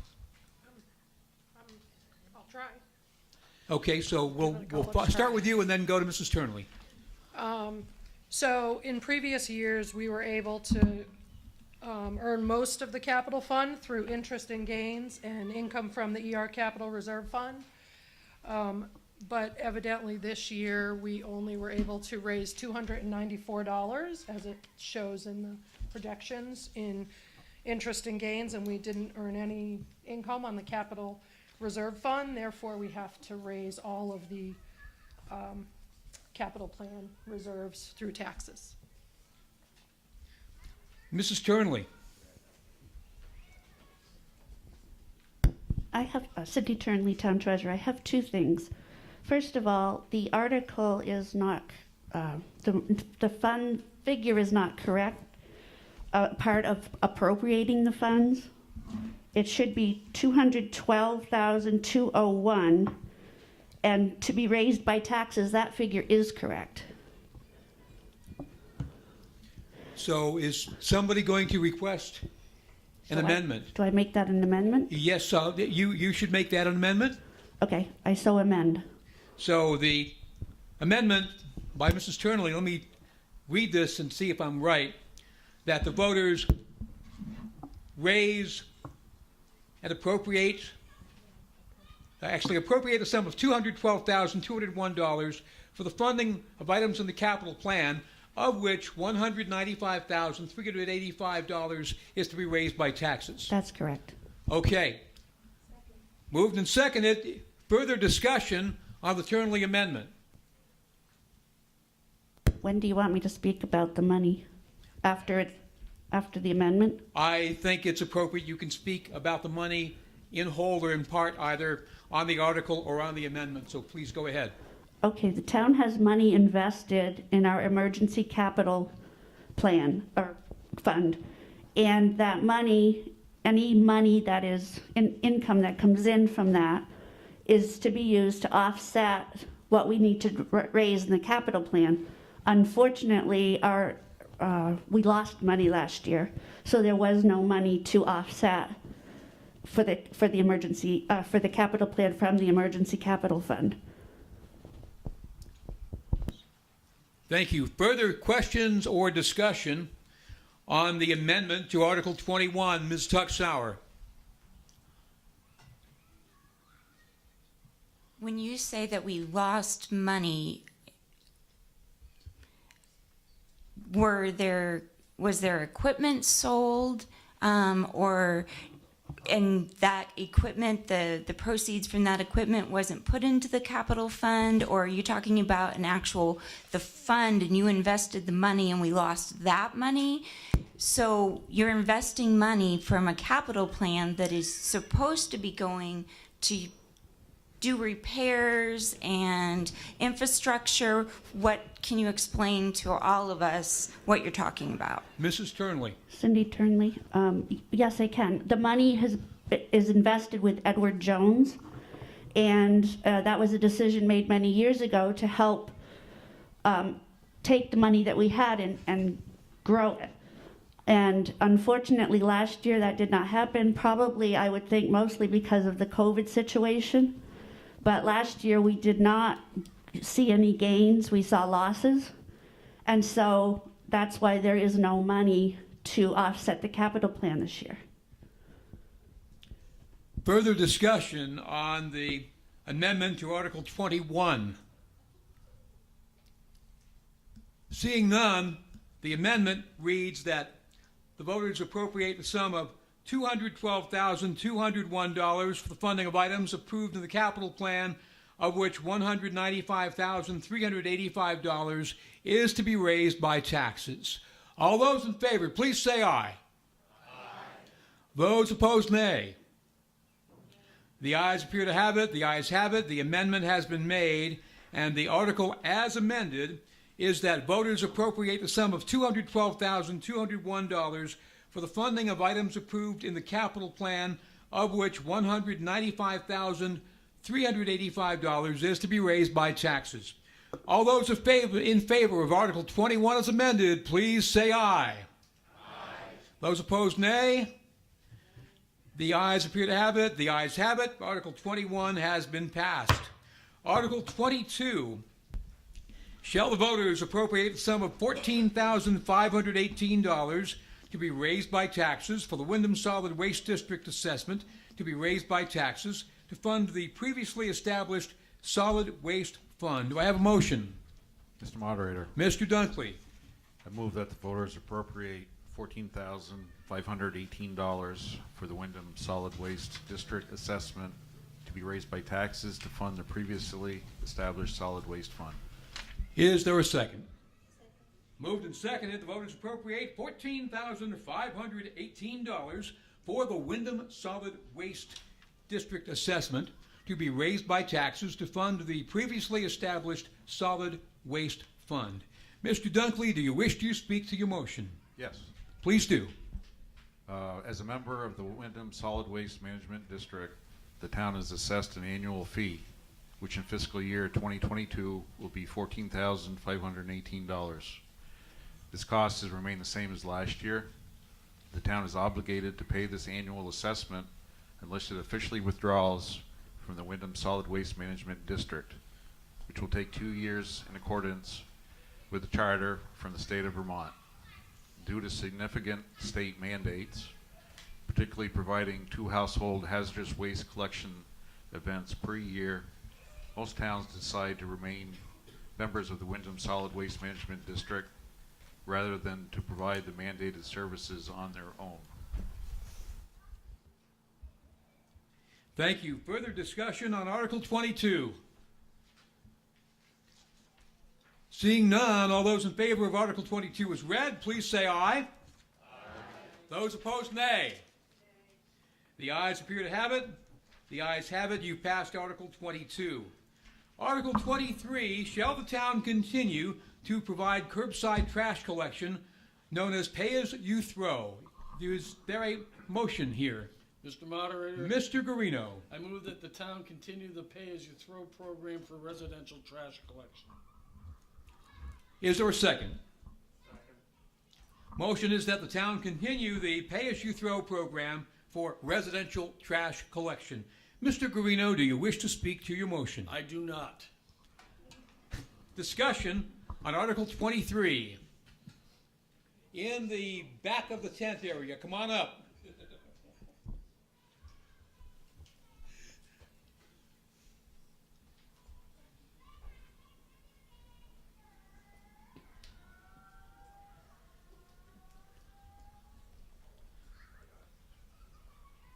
My name is David Baldwin, and for 8 years now, we've been milling around smartly on this program. 2 years, we've showed an improvement. 6 years, and I would only count 5 years because the first year, you got to expect to lose money. But for 5 years, we are losing. We've got to figure out a new way to take care of this problem. We just passed going to the last article, and we should be getting more information from them on what is happening in the rest of the state. Thank you. Further discussion on Article 23. Seeing none, we're going to move for a vote. Again, the motion is that the town continue the pay-as-you-throw program for residential trash collection. All those in favor of the article, please say aye. Aye. Those opposed, nay. Nay. The chair is in doubt. The division of the House, all those in favor of the article, please raise your voter cards.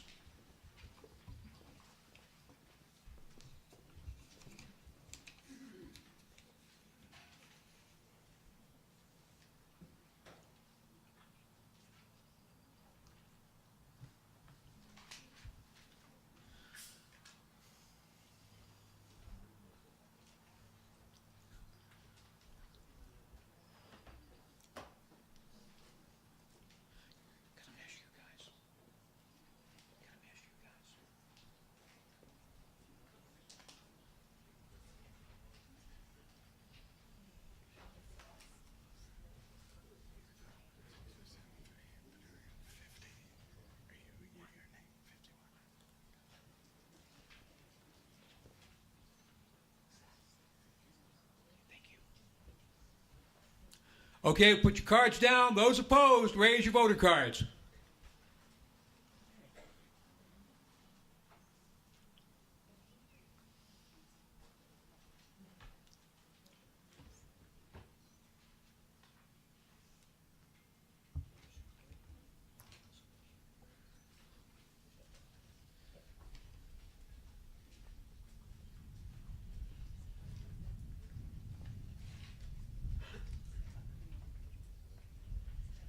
Put your cards down. Listen now to the results of your vote. on Article 23 that the town continue the pay-as-you-throw program for residential trash collection. Voting yes, 51. Voting no, 11. I declare Article 23 has passed. Article 24. Shall the voters appropriate the sum of $29,689.23 to be raised by taxes to fund the current pay-as-you-throw deficit? Is there a motion? Mr. Moderator. Mr. Guarino. I move that the voters appropriate $29,689.23 to be raised by taxes to fund the current pay-as-you-throw deficit. Is there a second? Moved and seconded, the voters appropriate $29,689.23 to be raised by taxes to fund the current pay-as-you-throw deficit. Mr. Guarino, do you wish to speak to your motion? I do. Please do. Mr. Baldwin just brought up a comment of the years that this thing lost money and the years that it's broken even or made a little money. The truth of the matter is that the deficit after the first year when the town made some expenditure to set up the program, it was going to run in the deficit.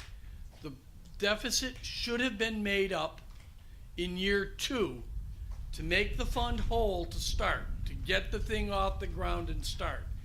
Therefore, this deficit wouldn't be continuing every year, and I believe that it would be breaking even or showing a small enhancement each year. The town didn't, in my opinion, take care of its responsibility the second year of the fund to make up the deficit for the expenditure made on the first year. Had it done that, we wouldn't be coming back every year to make up the deficit and having the discussion on whether the thing is making money or not. We really don't know. Until that deficit is made up, we're not going to know if the thing is a money neutral, money loser, or money maker. Further discussion on the article, Ms. Tuck-Sauer.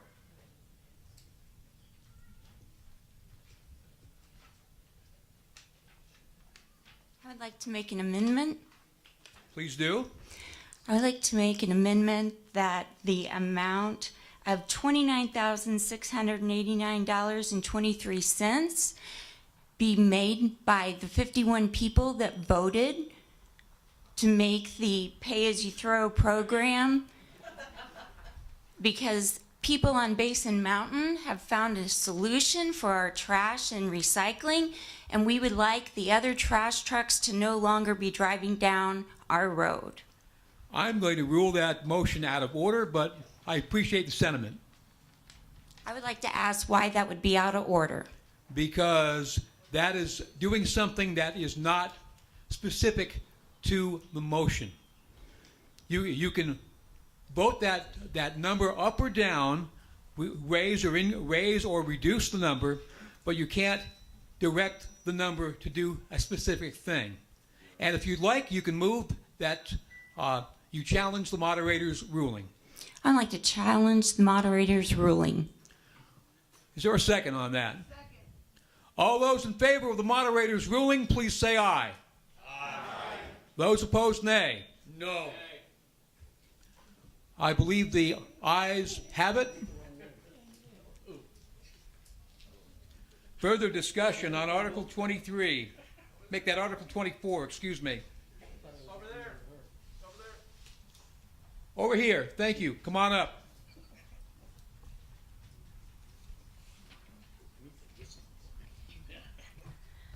Heather Frost.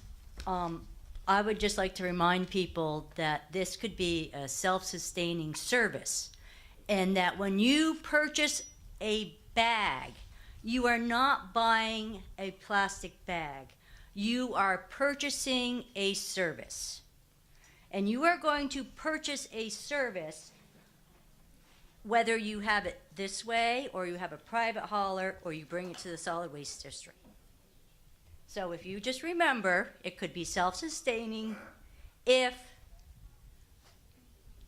when you purchase a bag, you're purchasing a service. Further discussion over here?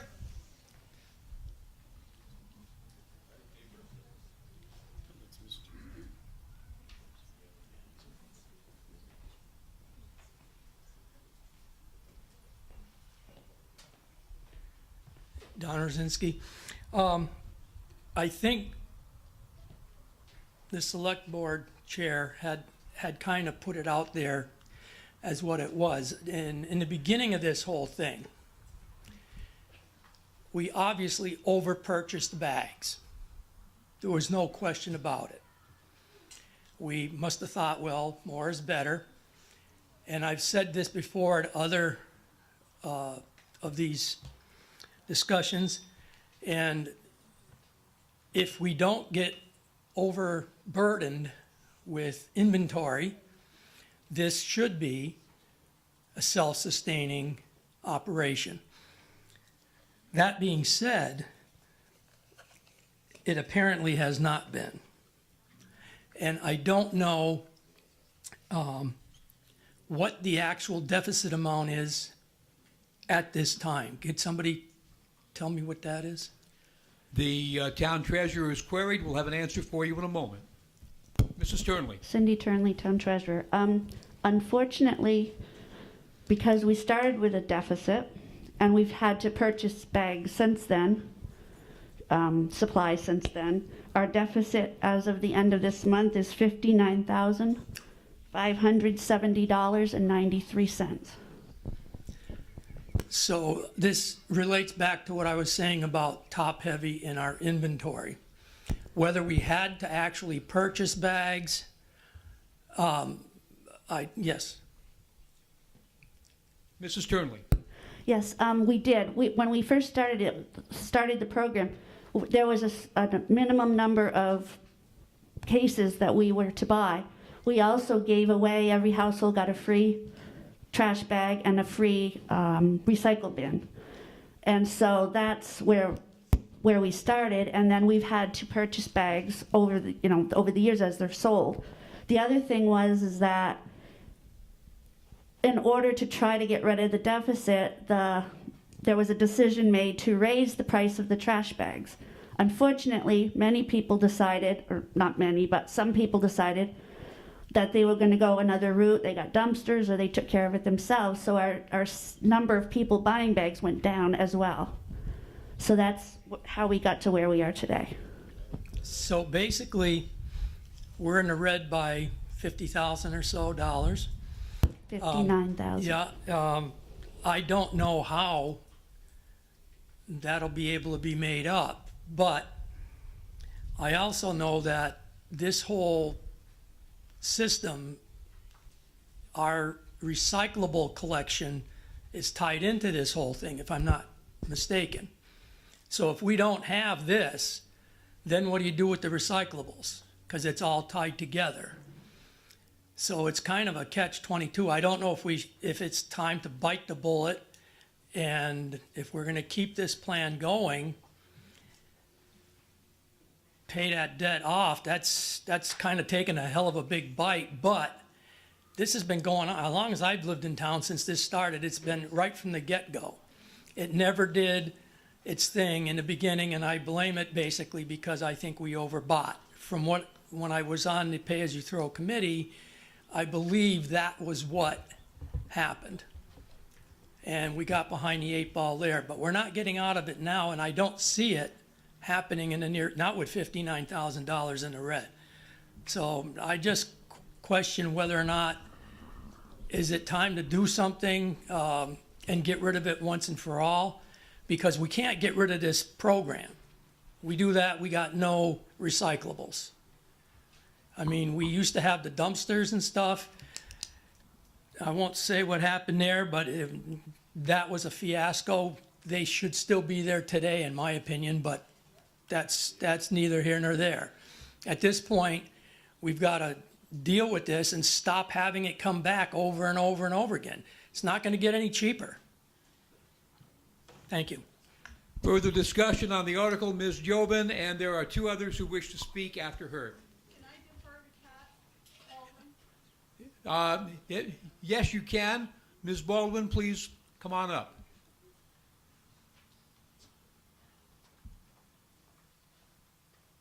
Catherine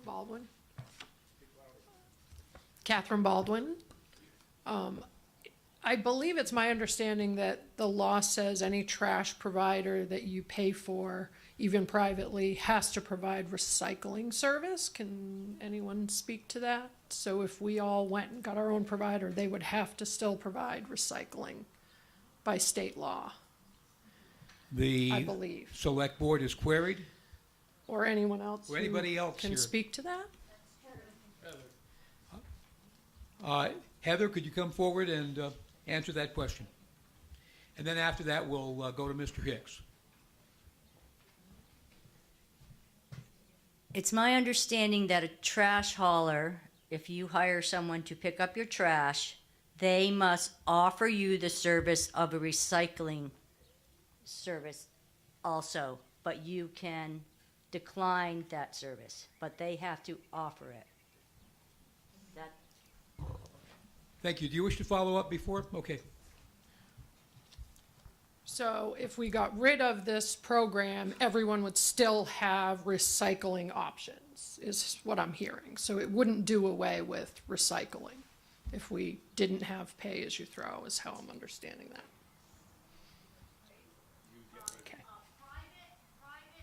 Please use microphones. Again, we're on BCTV, streaming live, and we want to make sure that all of our citizens have access to this information. Heather Frost, private pickup and municipality might be different in the laws of what happens. Thank you. Mr. Hicks.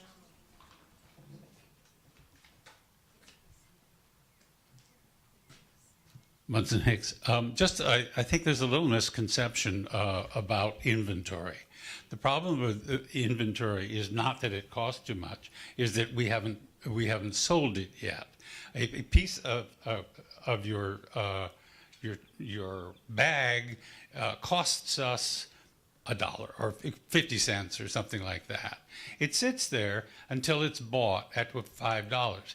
Now we have $4.50 to play with. Because it's still sitting there, it appears to be a deficit, but we are actually paying it forward. And when people buy them and when the collection happens, then that money becomes a profit, hopefully. But it certainly reduces the deficit. The deficit is really kind of fake.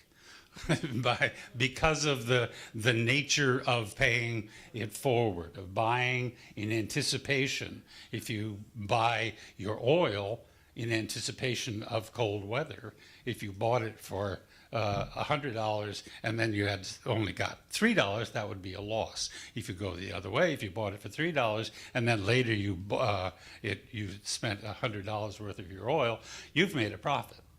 So that's how the inventory works against the deficit. Ms. Jobin, have you spoken already on this one? No, I have not. Okay, come on forward. There's somebody else at the back of the tent with a voter card up. We'll talk to have you come up afterwards. Faith Jobin, I have a two-part question. My question is, what happened to the lost inventory of the bags 2 years ago, and how many bags were lost? The select board or the treasurer is queried. Go ahead, Mrs. Turnley. 14 cases of large trash bags disappeared out of our inventory. That I know of, it's still under investigation through the sheriff's department, but we have never found out what happened, and we're still missing the 14 cases. You may follow up. Thank you. 14 cases in a locked building? Correct.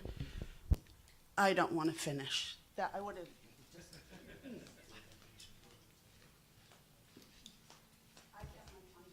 Now, the back of the tent, there's somebody with a voter card up. That's you. Come on up.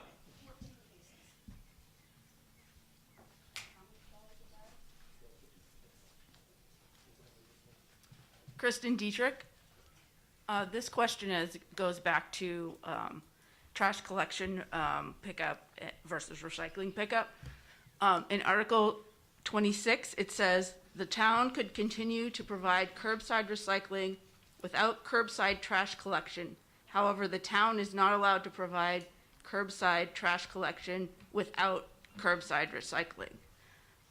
So is that, we could dissolve pay as you throw, there'd be no trash pickup, but the town could still provide curbside recycling? The select board is queried. Mr. Guarino. Yes, but remember that would have a cost. Okay, just so it wouldn't be an appropriation such as this. It would end up being in your, I would think it would end up being in your regular line item budget as an expenditure this year that would not have any possibility to be offset. Can I ask a follow-up question? One follow-up, please. Oh, sorry. Mrs. Turnley. Thank you, Cindy Turnley, Town Treasurer. Currently, the curbside recycling and the municipal trash pickup comes out of our solid waste fund. It's not out of a line item out of the select board's budget. It comes out of a fund. Okay, your follow-up? Okay, I might have two now, sorry. So could we continue to appropriate for the recycling without appropriating for trash pickup? Mrs. Turnley. They've already passed the article to keep the pay-as-you-throw fund, and we don't put any money in. Well, they're asking for the deficit, but normally, and if everything was the way it should be, it would pay for the trash pickup would pay for itself. So we wouldn't have to come every year and ask for money. Because when you sell the trash bags, that pays for the pickup of the trash. So is the appropriation then paying for the curbside recycling? Not through the solid waste fund, not through pay-as-you-throw. The money they're talking about, the $29,000. Yes. That is to make up for the deficit we're in now because of all of the money that went out to start the program up and to keep it going. Okay, thank you, I understand now. Okay. Further discussion on Article 24. Okay, Mr. Jobin, I can see you now.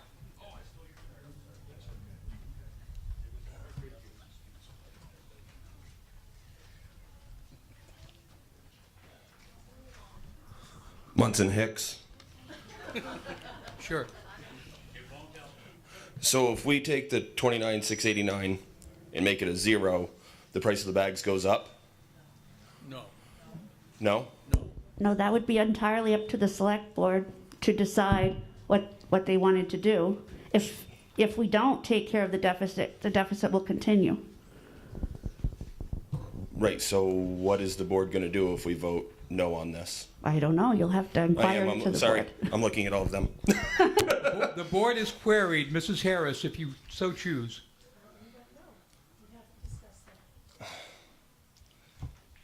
I guess my concern is I pay for a dumpster, my tenants share it, my mother shares it, a couple of friends come by and use it. Costs me $90 a month. So I'm paying for quite a few people in town to use my dumpster. I know there's a dumpster up on Basin Road that gets used by a bunch of people in the community up there. And they figured out a way to split it and make it work so that everybody's figured that it costs them $15, $20 a month. So I guess for me to keep paying for everybody else's trash collection in town, it doesn't make sense. So I was just looking for clarification on how we were going to fix this if we voted no. Mrs. Harris?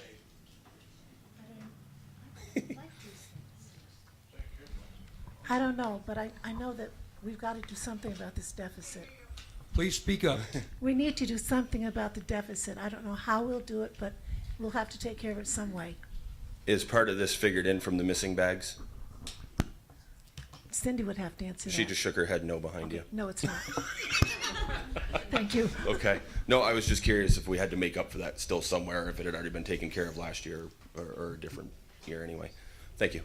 Mr. Moderator? Mr. Guarino. I move the question. Is there a second? Moved and seconded that the debate be ceased on Article 24. All those in favor of ceasing debate, this takes a 2/3. Please say aye. Aye. Those opposed, nay. The ayes appear to have it. The ayes have it. Debate has been ceased. The question is that the voters appropriate $29,689.23 to be raised by taxes to fund the current pay-as-you-throw deficit. All those in favor of Article 24 as read, please say aye. Aye. Those opposed, nay. Nay. The ayes appear to have it. The ayes have it. Article 24 has been passed. We go to Article 25. Now, I'm going to read it as the article is read, and perhaps a motioner can clarify here. If the town votes no on Article 23, shall the voters authorize the town to dissolve the pay-as-you-throw fund? What? It is 23. It is 23.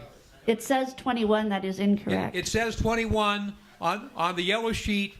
I have it differently here, so I'm reading it as it says. If we can clarify all that, and I'm allowed to read the article first, we'll go from there. Thank you. Okay, it says, if the town votes no on Article 23, shall the voters authorize the town to dissolve the pay-as-you-throw fund and cover the negative expenditure from the solid waste fund up to $70,000. If the town votes to discontinue the trash and recycling collection, the pay-as-you-throw fund will no longer be needed. Do we have a motion? Mr. Moderator. Mr. Guarino. I move that the town pass over this article. Moved and seconded that the town pass over, or in legal terms, object to consideration of Article 25. All those in favor of the article, it takes a two-thirds. Please, all in favor of the motion, it takes a two-thirds. Please say aye. Aye. Those opposed, nay. The ayes appear to have it. You have objected to consideration of Article 25. Article 26. Shall the town continue curbside recycling if pay-as-you-throw is considered, or discontinued, excuse me? The town could continue to provide curbside recycling without curbside trash collection. However, the town is not allowed to provide curbside trash collection without curbside recycling in accordance with Vermont Act 148 Universal Recycle Law. Is there a motion? Mr. Moderator. Mr. Guarino. I move that the town pass over this article. Is there a second? Move that the town pass over or object to consideration of Article 26. All those in favor of Mr. Guarino's motion, please say aye. Aye. Those opposed, nay. The ayes appear to have it. The ayes have it. We've objected to consideration of Article 26.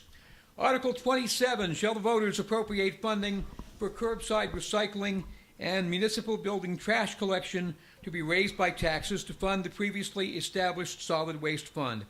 If the town votes to continue curbside recycling, the estimated annual cost will be $108,000 and $6,985 for municipal building refuse collection. Is there a motion? Mr. Moderator. Mr. Guarino. I move that the voters appropriate $108,000 for curbside recycling and $6,985 to be raised by taxes for municipal refuse collection. Is there a second? Moved and seconded, voters appropriate $108,000 for curbside recycling and $6,985 to be raised by taxes for municipal refuse collection. Mr. Guarino, do you wish to speak to your motion? No. Discussion on Article 27. Seeing none, all those in favor of Article 27 as read, please say aye. Aye. Those opposed, nay. The ayes appear to have it. The ayes have it. You've passed Article 27. Article 28. Shall the voters appropriate the sum of $7,100 to be raised by taxes to support the following human service organizations? Senior Solutions of Southeast Vermont in the amount of $1,000. The Gathering Place in the amount of $750. Southeast Community Action in the amount of $2,100. And the Vermont, New Hampshire Visiting Nurse and Hospice in the amount of $3,250. Is there a motion? Mr. Moderator. Mr. Root. I move that the voters appropriate the sum of $7,100 to be raised by taxes to support the following: Senior Solutions for the amount of $1,000, the Gathering Place for $750, Sevka for $2,100, and the Visiting Nurse and Hospice for Vermont, New Hampshire for $3,000. That's $3,250. Yes. Okay. Is there a second on the motion? Moved and seconded, the voters appropriate a sum of $7,100 to be raised by taxes to support the following: Senior Solutions for the amount of $1,000, the Gathering Place for $750, Sevka for $2,100, and Visiting Nurse and Hospice of Vermont and New Hampshire for $3,250. Mr. Root, do you wish to speak to your motion? No, sir. Discussion on Article 28. Middle of the room, Ms. Jobin.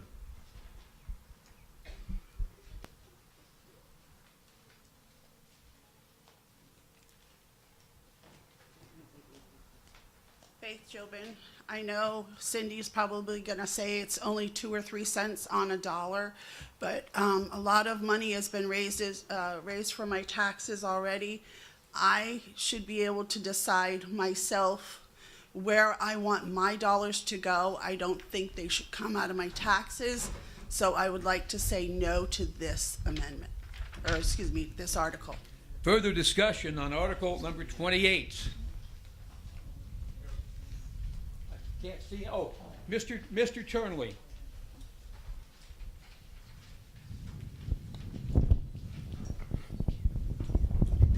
Kevin Turnley. I can't speak to all the organizations on this, and I know it's been a kind of a bone of contention for most voters that you should be able to pick what you want to donate to, and you don't want your tax dollars to go to this. What I just want to say is I had visiting nurses after my incident, and they came in and they did a lot of work with me, changing dressings, bandages, my PICC line, and they did a lot of work. And it's also my tax dollars that are going to this. And as a resident of Vernon, I wouldn't wish that anybody in this town would have to use this, but I would gladly give a little bit of my tax money so that if somebody is in an unfortunate situation where they need these organizations, there's some money there.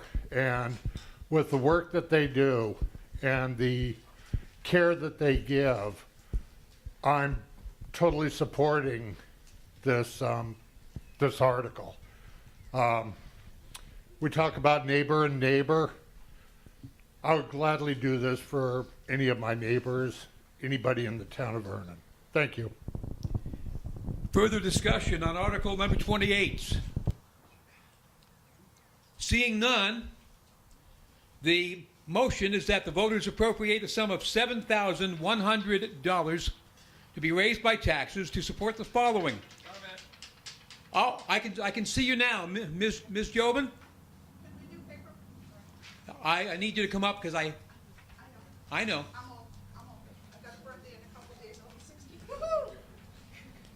Faith Jobin, can we do it by paper ballot? If 6 other people stand and support you, that would be the case.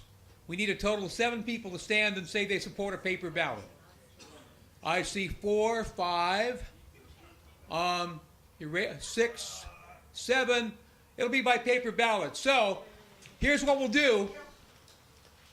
You should take your voter cards, and Corinne, get set to hand out those paper ballots that were drawn up when people come by with their voter cards. So go by the clerk's table, and they already have them. Well, I don't. So I did sign in, sir. So then mark your ballot and drop it in the ballot box. Should be the empty box that you can use for a ballot box, and we'll have the BCA count the ballots. Hold on.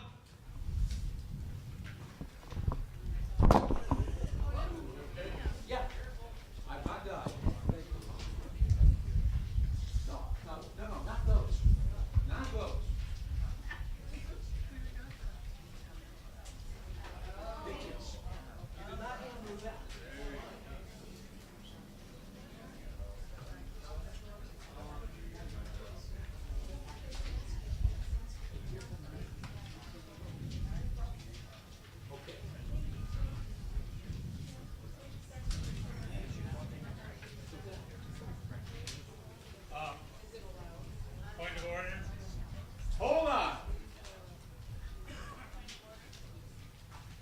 Hold on, I was trying to figure this out. Point of order, Mr. Hicks. These ballots that you're passing out are broken up individually. With this article, it's not broken up individually. So we should, if we're voting on the article, we have to vote all or nothing. What is the body's pleasure? Do you wish to vote all or nothing or by agency? All or nothing? Then use your yes or no card. Sorry for the confusion. But take your yes or no card and fill it out. We're already voting.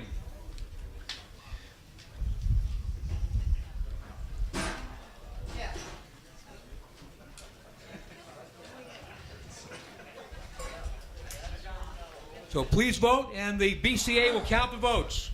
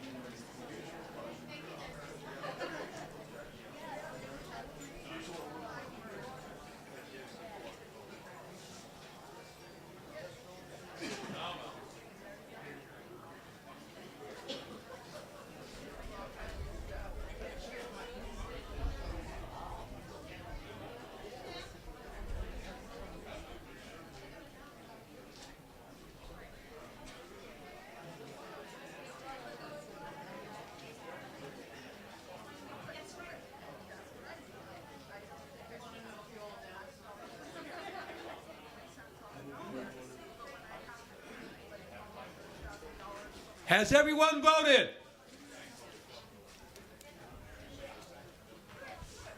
Okay, if everyone has not voted, 1 minute before the polls close.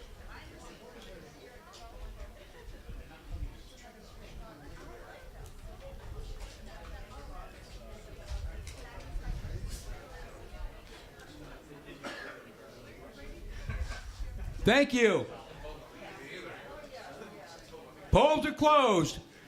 We're in recess till the votes are counted.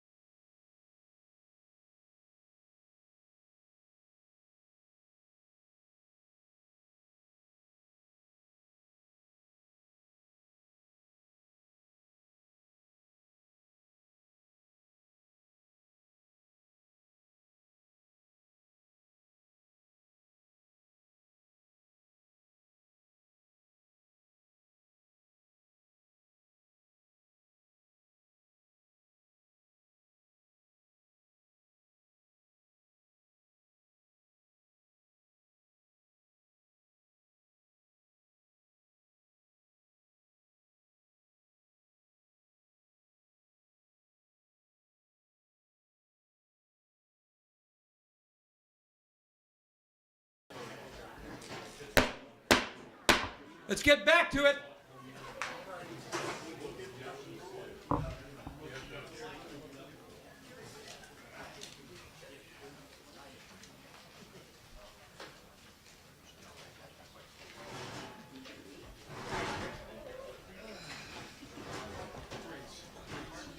The meeting is back in order.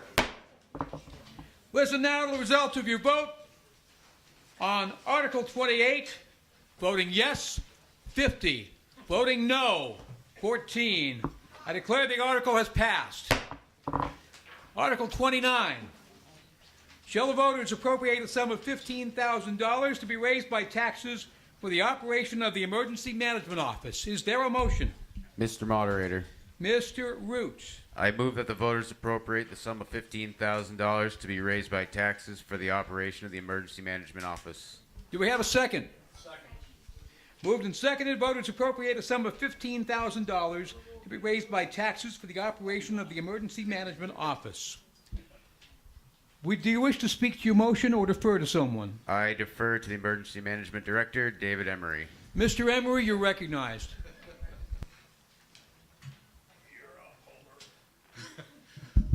Sorry, but I'm going to turn my back to you all so I can speak to them.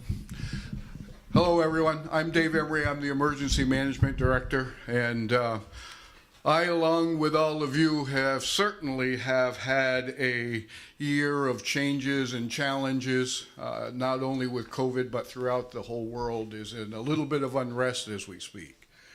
However, emergency management for the town of Vernon still continues to do what we've done in the past.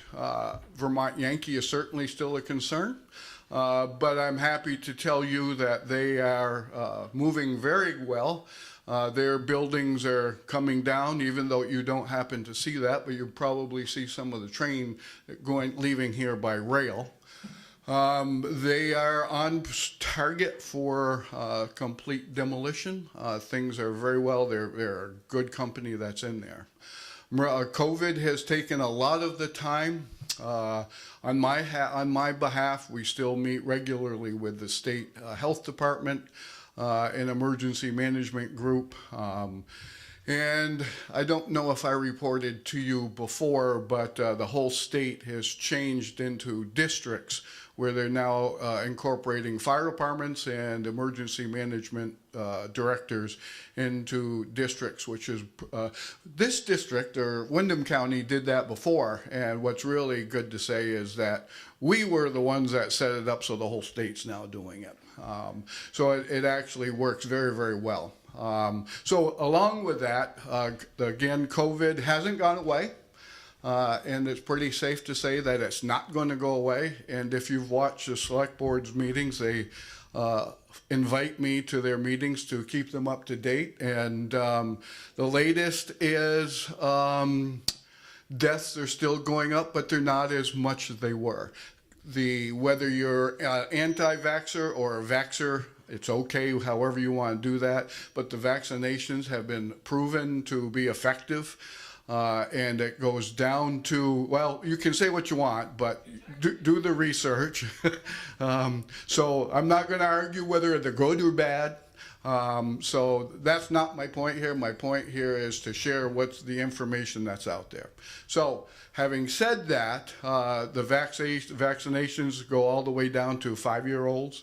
And probably what you're going to continue to see is the ability to have boosters for the rest of your life, as you see with the flu shots. Also along that same, or not on that same note, one of the best ways for you all to be notified of impending bad weather is Vermont Alert. If you haven't signed up for VT Alert, take the time to do that.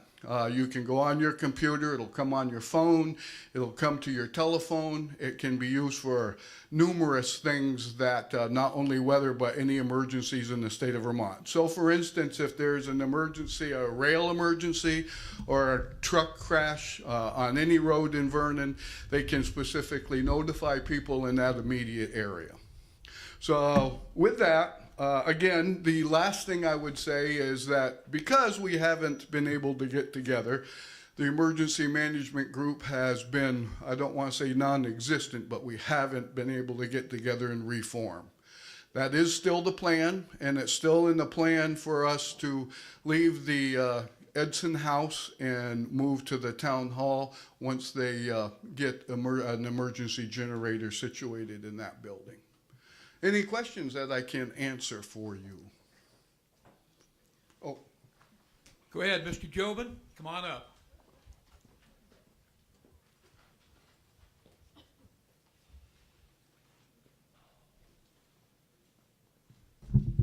I like to keep my back to everybody. Jesse Jobin. My question is, it's my belief that you receive a stipend, yes? Yes. And how many hours per month do you work? Yes. Yeah, I know you work a lot, so I'm trying to make a point. Okay, I'm putting in about 10 hours a week. Okay, so 40 hours a month. And how much is your stipend, if you don't mind? I can't. $5,000 a year. And how much is our fire chief's stipend? And how many hours does he put in? I believe his is the same. I don't know. I was just curious because I know that in years past, the stipend has been nowhere near enough to cover what we're paying for our fire chief and our assistant chief, but yet our emergency management director, and no fault to you, I know you put in your time, trying to figure out why we're not paying them more. Thank you. Thank you.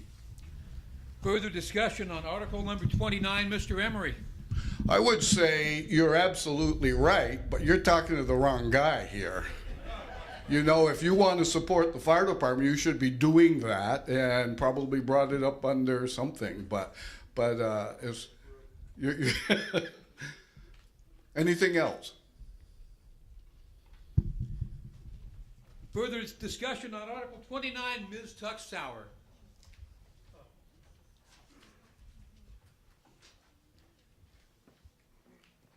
Please, if you could spin around, I'm trying to.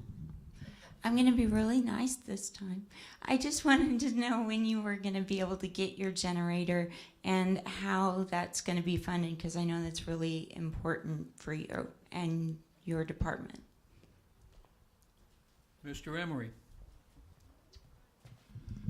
Actually, the generator is for the town hall, and so I would have to turn that to the select board, and I know that they're working on that ability, because you can't do just the emergency management office up there.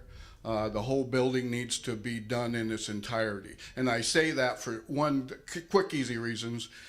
We could put electric outlets into the emergency management office, but you wouldn't have lights, water, or sewer throughout the rest of the building. So the whole building's got to be done. Further discussion on Article 29. Seeing none, the motion is that the, I cannot see. Right there? Where? Okay. All right. Mr. Wielden.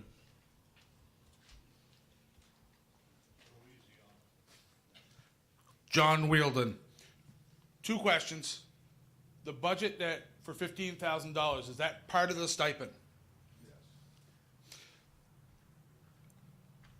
I want to make a motion to raise the amount to $25,000 to support a better stipend for the emergency management director, who's done an outstanding job the last 2 years, especially with COVID going on.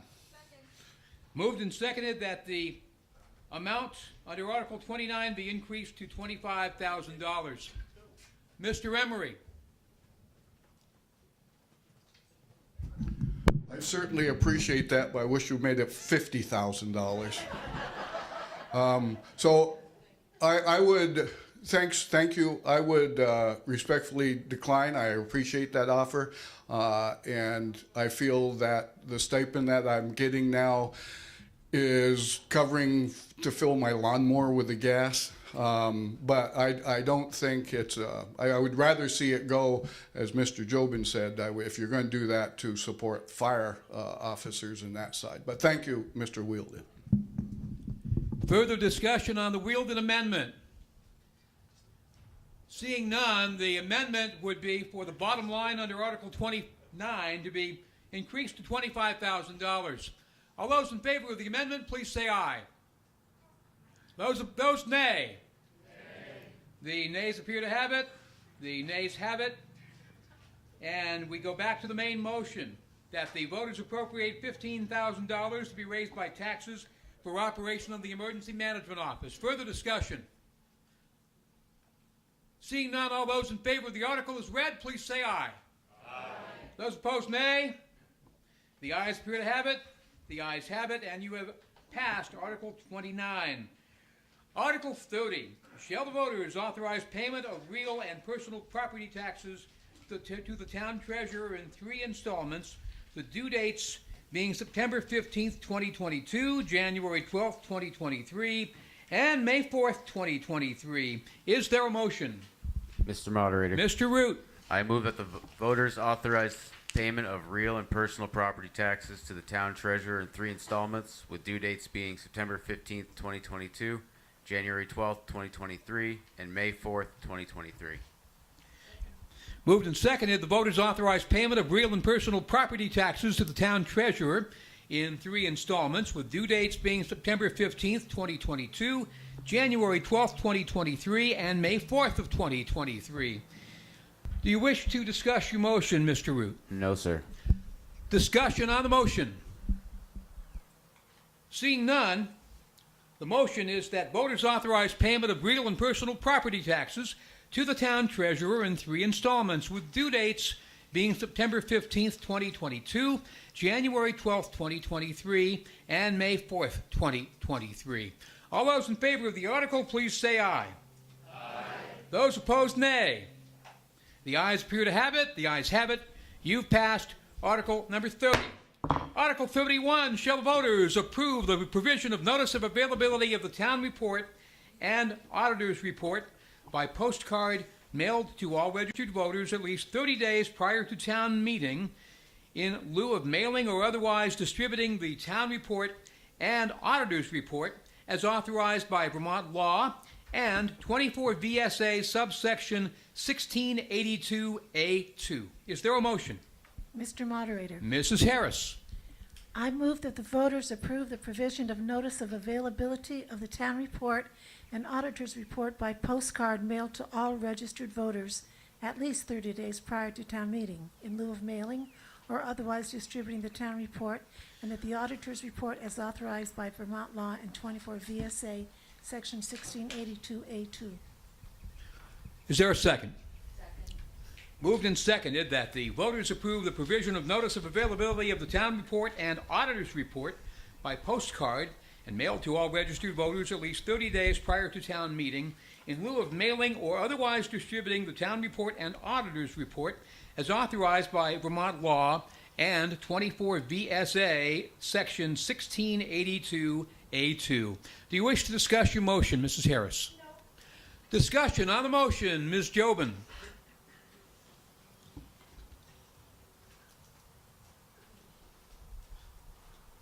Faith Jobin. I'm wondering if we're going to have town meeting again in May, or if we're going to go back to March. You hope March or not March? The board is queried. We hope March. Okay, so that means that they would come out like in February? Like, no, January? At least 30 days prior as written. Okay. All right. Thank you. Further discussion on Article 31. Seeing none, all those in favor of Article 31 as read, please say aye. Aye. Those opposed, nay. The ayes appear to have it. The ayes have it. Article 31 has been passed. Article 32. Shall the voters authorize the formation of a conservation commission with powers and duties outlined by Vermont statutes Title 24, Chapter 18, Sections 4501 in sequence? Is there a motion? Mr. Moderator. Please, Mr. Root. I move that the voters authorize the formation of a conservation committee in accordance with the Vermont statute Title 24, Chapter 118, Section 4501, with membership in compliance with Section 4502A and B, without limiting the powers and duties outlined by Section 4505. Is there a second? The motion is that the voters authorize formation of a conservation commission in accordance with Vermont statutes Title 24, Chapter 118, Section 4501, with membership in compliance with Section 4502A and B, and without limiting the powers and duties outlined by Section 4505. Mr. Root, do you wish to speak to your motion? I defer to the Conservation Committee. The Conservation Committee, and I believe Mrs. Manning would be the... Don Rosinski's going to speak on our behalf. Oh, Mr. Rosinski, then. I am not able to... I know, you can't see, you can't hear. You're having trouble talking, we understand. Yeah. Other than that, my obit hasn't been misprinted in the Reformer. Yet. Mr. Rosinski. Thank you. Name's Don Rosinski. I'm a member of the Conservation Committee. At this point in time, it's a committee. We're seeking commission status, and there's several reasons for this. First off, our mission statement is to advise, foster, and sustain community-wide vision that Vernon's natural and cultural resources are an integral part of who we are and what we seek to conserve, restore, and improve upon for the mutual benefit of all its inhabitants. Pretty cut and dry. First, I want to allay anybody's fears. We are not environmental police. We are not enforcement for any type of laws. We are basically here to improve on the environment. Some of the things you might want to know is that we are the only town in Windham County that does not have a conservation commission. And you might say, well, it's going to cost money. No. That's why they put us on last. But what we can do as a commission is we can apply for grants for assorted environmental improvement, like everybody is familiar with the Japanese knotweed or the barberry or buckthorn or Asian bittersweet. All of those things are invasives. And the odd thing is all that stuff came in by people. You know, years back they were brought in as ornamental decorative plants, and birds and Mother Nature helped spread it around, and now it's an absolute disaster. So in order to take care of that, that would cost money, hence the grants. We would not operate on a budget through the town. As far as any money we get would be money that we've had donated by individuals or money we take in as grants. And that money would go directly to maintaining some sort of attempt. And I say that because the invasives are anybody knows they are crazy. And the only way to do some of them is by herbicides. And I know when I say herbicides, people go, oh, geez, they're going to spray poison. Believe me, we have already investigated a lot of this. And while you can pull up some of these plants, they're going to come right back if you left a little piece of root in there. And directly to the state biologists referring to invasives, I've been told point blank, the only way you're going to eradicate them, if you eradicate them totally, is going to be with herbicides. So that's just one of the small things that we would be involved in. We'd like to do an inventory of our ash tree because, as you know, we are being invaded by something called the emerald ash borer, and they are going to be killing lots of ash trees. One of the ideas we had is to put an inventory, do an inventory on the town roads, see what we have for ash that's basically in the town right away. Another thing that we've talked about doing is doing a invasive control on Lily Pond, and perhaps enhancing the area around Lily Pond to protect some of the wetland over there. The state has purchased a big piece on the back side of Lily Pond, but the front side is either privately owned or we own it, just like the island. And the problem out there is most of you who go out there, you'll know, it's like every time you go, you got to pick up junk. My wife is ready to find out who it is that drinks Carlo Rossi wine. Because there are always, and this is not even a joke, there's always Carlo Rossi bottles out there. So those are just the tip of the iceberg. What we could do is endless. And the good thing about it is the dollar amount is zero. We are volunteers. And we're looking for people to join this commission. If you want to be on a commission, I would say you're going to get appointed by the select board. So you drop your name to them, and they in turn would tell us if we become a commission.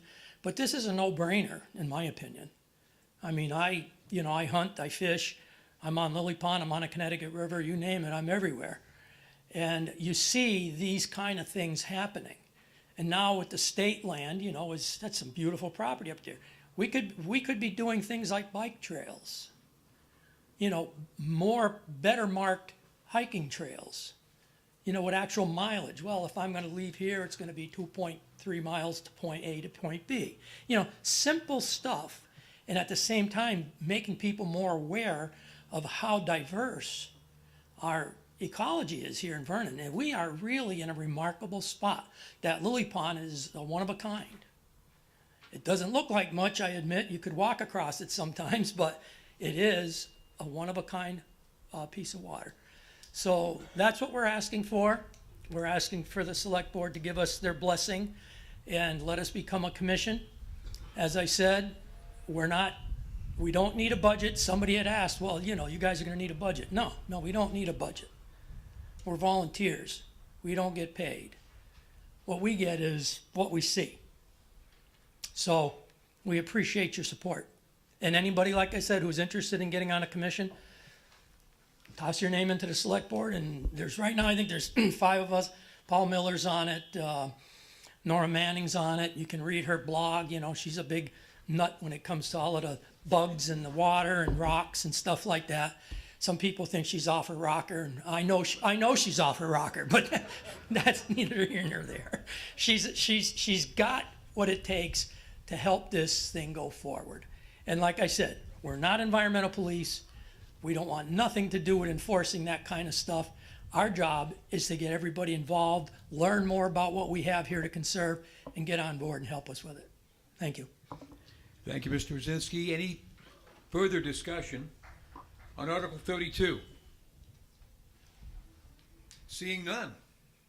All those in favor of the article as read, please say aye. Aye. Those opposed, nay. The ayes appear to have it. The ayes have it. You have passed Article 32. We now move to Article 33, to transact any other business which may lawfully come before said meeting, and by prior arrangement, Mrs. Harris is going to be recognized. Thank you, Tim. Please speak up. Here we go again. If you have your handout, the last 2 pages speaks about ARPA. That's money that the town has received. We received $344,841 already, and we'll receive that same amount in a second installment. Now, these funds have to be used. We have to say what they're going to be used. And rather than expecting the board or our town administrator to come up with all of the things that we should be doing or ideas, we would like to ask you if you have any ideas. After you read over this, if you would send them to us with an email. Our emails are on the web, or you can send them to Shelley, our town administrator, and we would like your input on what you want us to be spending the ARPA funds on. Thank you. Further discussion under Article 33. Mrs. Turnley. Cindy Turnley, Town Treasurer. I just want to remind everyone that the 3rd installment of taxes is due next Thursday.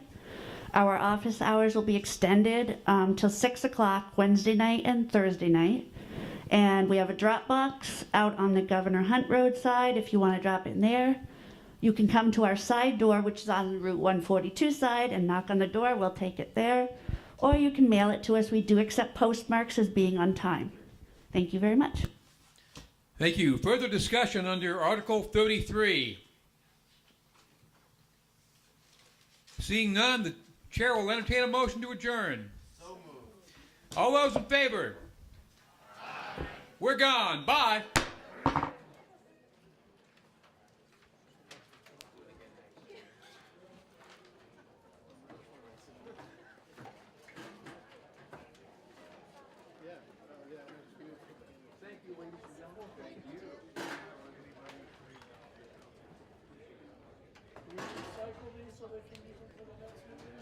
Yes.